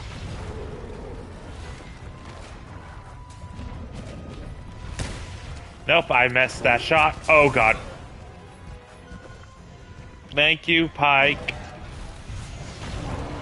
Honestly, you want to know what's one stand ability I'm always going to be proud of, though? Oh, that be. It was the stand that Jeff and I actually created, and it was going to be the main antagonist. Oh, you told me about him. Caretaker. Yeah. You know, it's still one of my favorite stands that I made with Zach. It's a very simple stand. The Eye. Is it named after Eye of the Tiger? No. The Eye is actually, and this is part of basically supposed to be a hint towards future with him getting. So there's an album that is used for the that I have that my own one of my JoJo characters has is called like Mr. Bonkers, and yes, the Acrobat Super Show. yes, it's an Aquabat song, and the Eye is based off the album The Floating Eye of Doom from the Aquabats. But that's supposed to be but the person who has the eye is the person who basically gets the person with Mr. Bonkers to betray the group that we have, the Royal Flush Gang, as we nicknamed them, and actually, and is basically also supposed to be the death of one of our JoJo be the death of one of the characters, Deviano. So he is the Eye of Dio. Doom for him. He is Okay, he is I found our a new area. the funny thing is, Deviano is a mixture between a Dio and is a mixture between the Brando and the not the Speedwagon, the Zeppeli. Obviously, he dies. Hence, he's going to be he's the person who instructs the JoJo, the one that teaches him, but is still a rival and is going to very much. But yeah, that's the thing with him is he's supposed to be the Zeppeli despite having the Dio identity with the Deviano name. Fun fact, Deviano is a song, hence where his name is from. Though I love the idea of his actual name just being Brandon. Instead of Brando, Brandon, and that's his first name. Yeah. But that's still a thing I don't know if that will actually be the case. However, his stand, Deviano's stand is Taxman, a stand that is, whose design, if we ever were to get art for, would very much be inspired by, BDSM gear of all things. Not surprised about that, weirdly enough. Basically, the idea of chains and leather itself being a very predominant thing. A constricting thing, while his stand is called Taxman. And the way the stand works is basically, it takes, so it grows stronger. However, the more it takes, the more it can become too much for the stand user to handle, and will actually start hurting the stand user. Basically, like, causing stuff like, basically, you know when it's like an aneurysm it shows, and it's just like, oh yeah, the eye's bleeding and stuff like that? Shit like so that. So kind of like how, what happened with, whenever Fu would use Assault Wolf. Yeah. How it would cause that kind of damage on the body if it gets too strong. But Taxman as a stand, while innately selfish, is also able to give. It's able to give up the matter it takes, and it can be used in a very rudimentary way to heal and help. But most times it shrinks things down, it can grow things, it can modify things basically. Like, it full-on will take the matter away from stuff, but it can modify that matter into other things. This is brought up at one point, and it's just like, wait, so you're saying you can, if you just take enough material, you can make things like a gold watch bigger and give us more gold. And it's one of those where it's like, yeah, it's like, this thing could destroy economies. Wait, can you make a person giant? I mean, I can. I have, like, changed the size of a person once as a joke. Like, he full-on shrunk a guy by, like, 2 inches. And the stand can genuinely be very dangerous, but it can be, it's the way that it's what I decided is also going to be the way they heal. Because, well, how do you just have that massive gash out of you perfectly healed in the next week? Oh, this stand, like, converts some of the matter it took into flesh that basically gave and healed the person. And that was a stand by Zach, though I have clearly modified it over time.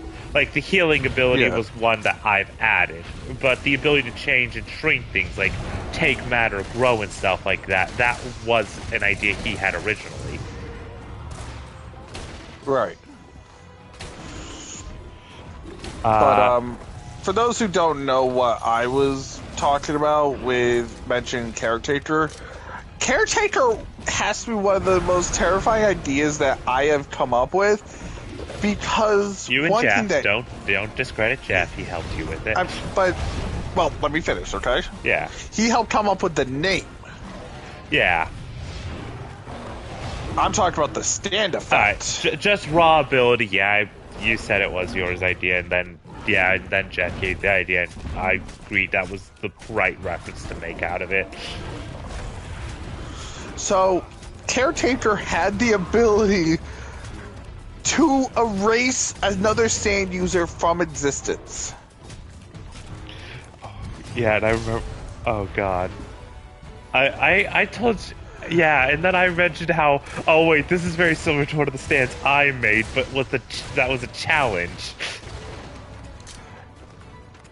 So go but and explain Caretaker to its full ability before I go and explain Justin Bieber. So with Caretaker, once the user sees the stand user he wants to erase, it's a slow build up. Basically, the whole point of Caretaker is not to finish a fight quickly, but to make them make the opponent like tired. Because the tired you are, the easier it is for you to be erased. And you're not just erased from existence, like, you're erased from existence. Like, no one remembers you.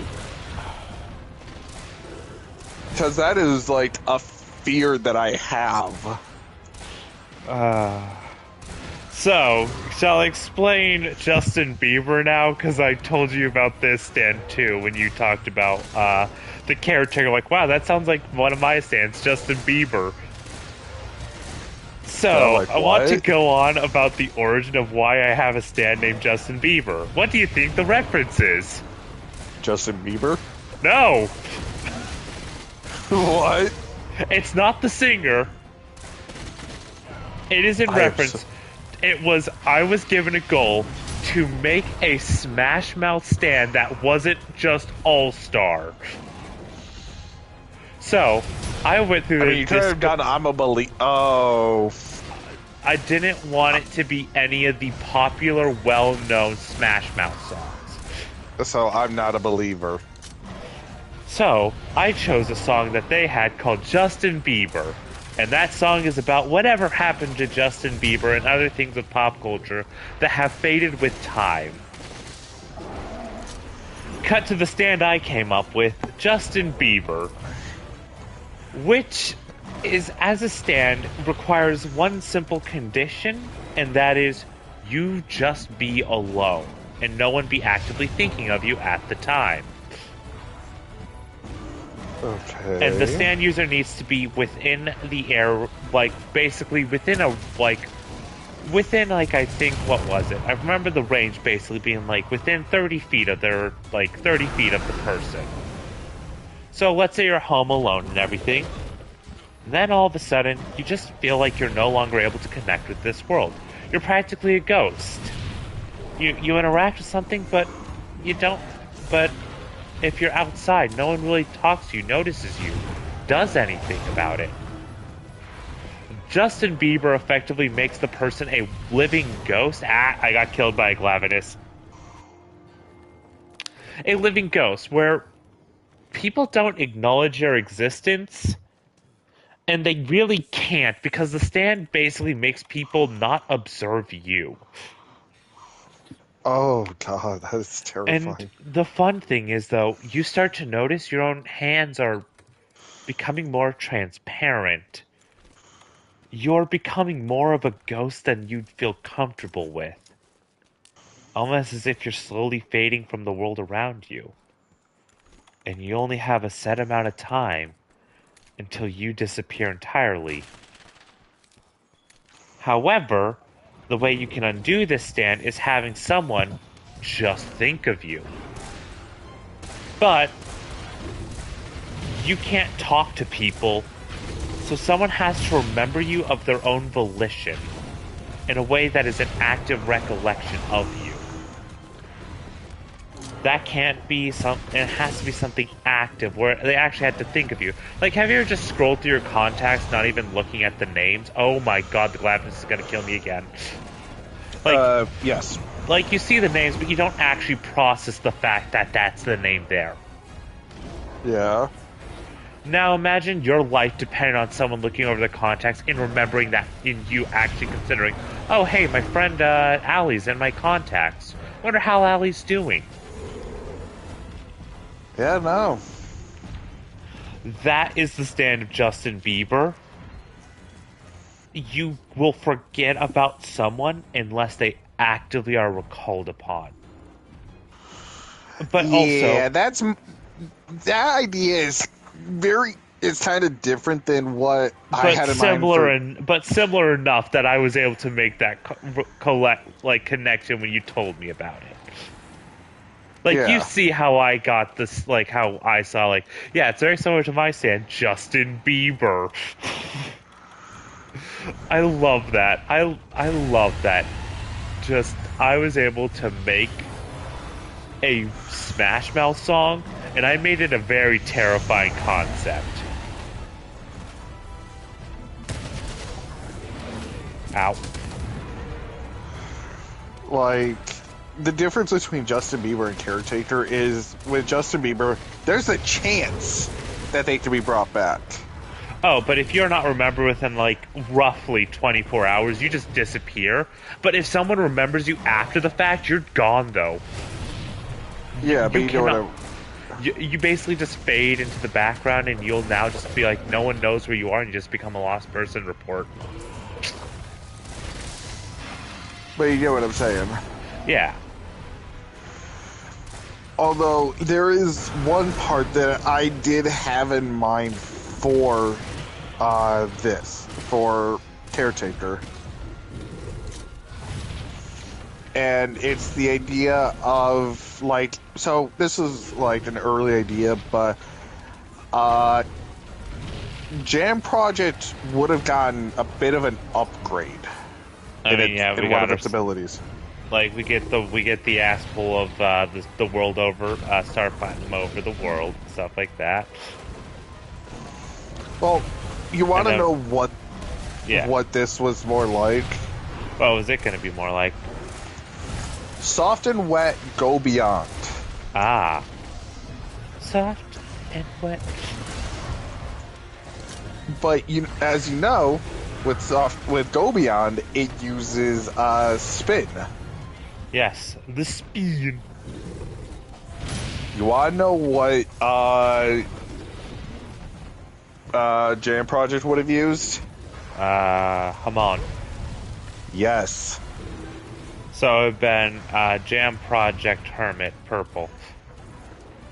No. Well, all Hamon is Hermit Purple. I know, but I didn't want to use the name Hermit Purple. Yeah. I don't think I came up with a name. Oh god, I just had a dumb name. It's Jam Purple. Oh god. Or Jam Anyway, Hermit. Or Hermit Project. No, can I finish, please? Well, not if I make you laugh hard enough. Okay, please stop. Alright. Thank you. So, the idea behind it is because Hamon is essentially the power of the sun Yeah. in the palm of your hand. Ah, yes, the Dr. Octopus bra. Yes. The idea was that combined with Jam Project explosions, he could create a mini black hole. I'd say that's more of a supernova than a collapsed star. But you get what I'm saying. Yeah.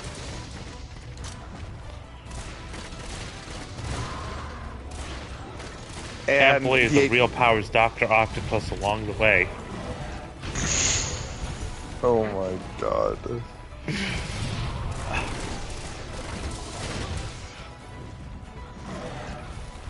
But yeah, look, if I get the... Look, I like making my dumb jokes. They're fun. Yeah, nothing wrong with that. They're dumb fun. Yeah. It's important to have dumb fun. Without dumb fun, why so serious? Okay, Joker. There's no laws against the Pokemon, Batman. No. Don't do it, Joker. There's no laws against the Pokegirls, Batman. It's an animal, Joker. We are idiot. Ah! Oh god, I'm gonna die. Nope, I did. I have lived.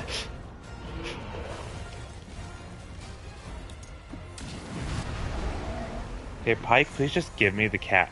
Pike, just give me the healing. Give me the bee. The Kelby's dead!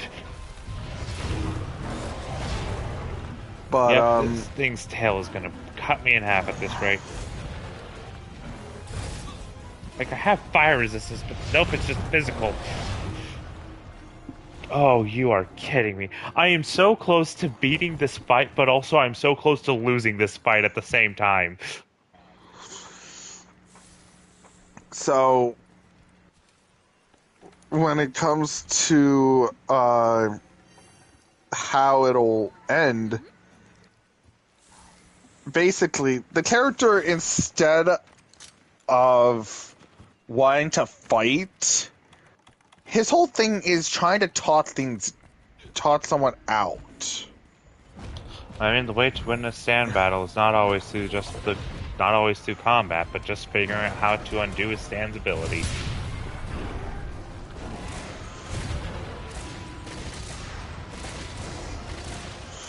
So Teddy, the character of Teddy, I don't remember what I actually named the character, so I'm naming him after. I'm just gonna say his name, say my name. Yeah. He tries to talk to Caretaker's user before he erases every stand user from existence.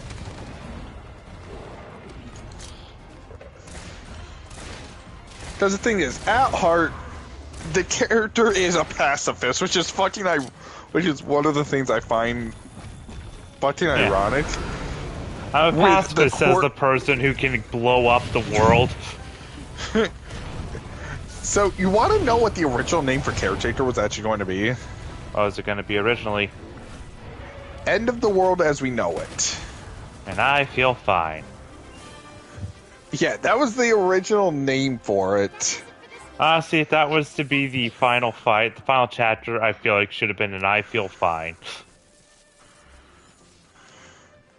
Like, that would be good, just like, the final chapter, congratulations, you defeated the stand user, is an I Feel Fine.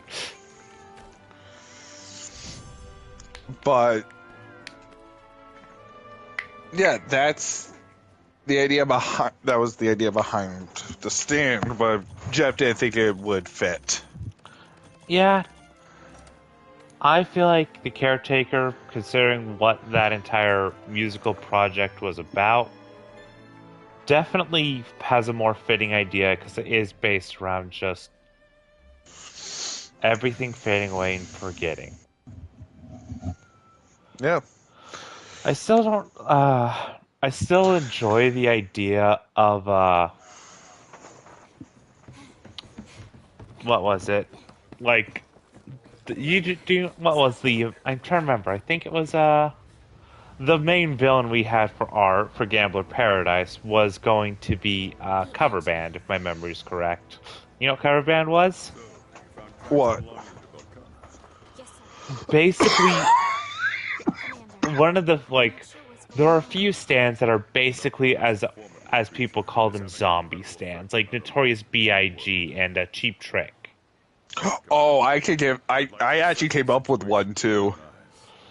And this one was going to... Cover Band is a stand that basically goes after stand users to gain more stands. Its only goal is to find stand users and consume stands and their users to add to its power.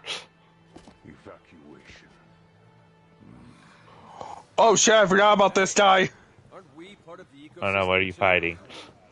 Fallen Crone, Falling Star Beast.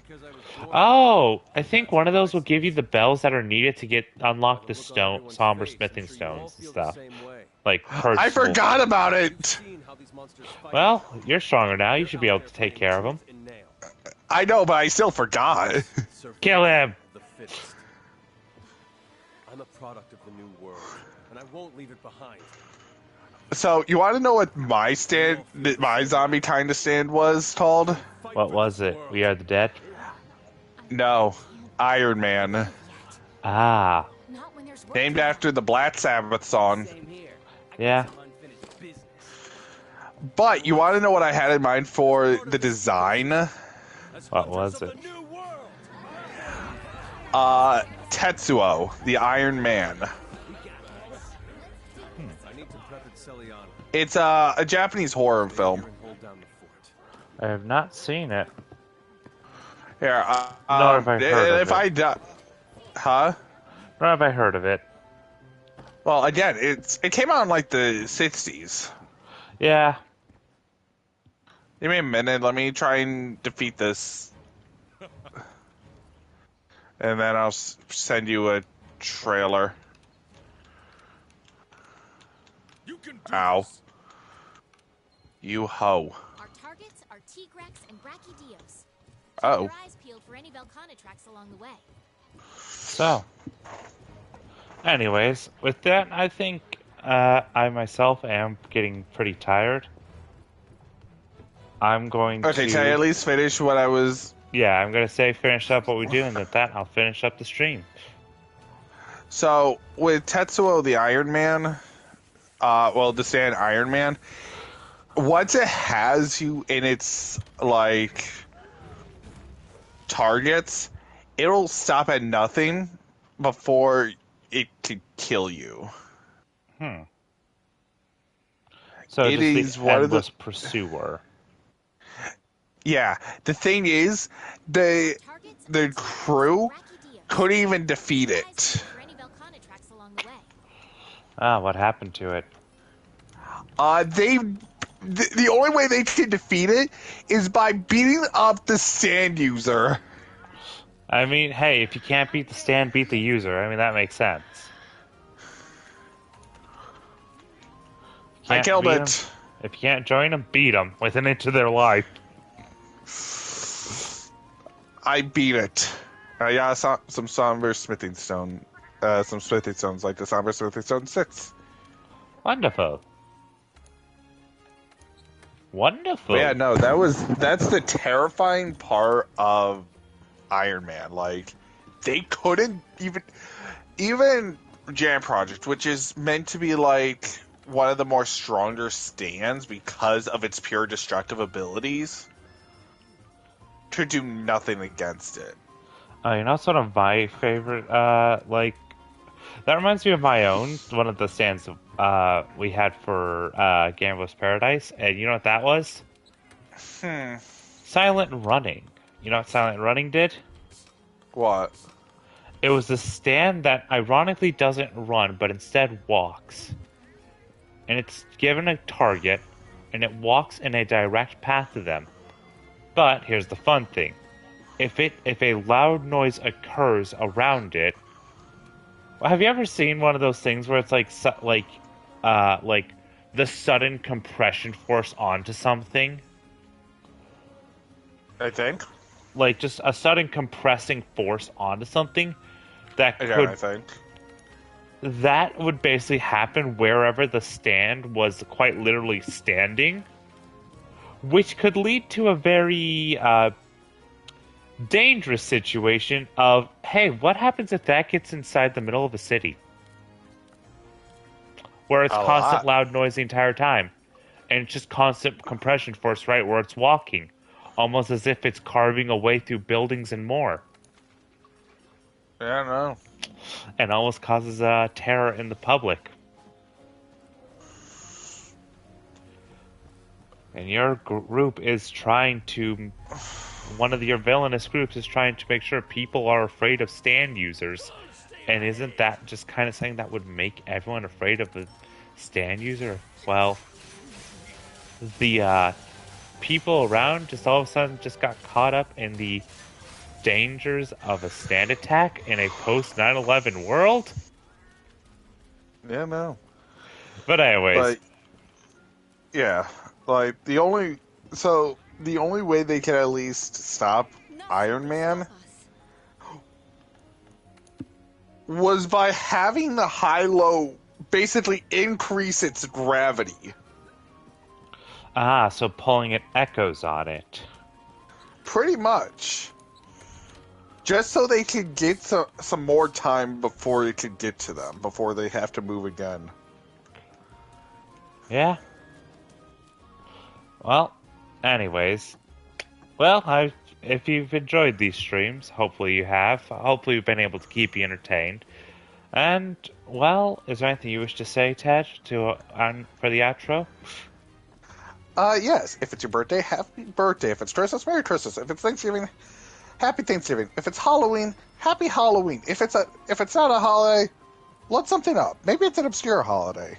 Like National Hot Dog Day. National hot dogs are good.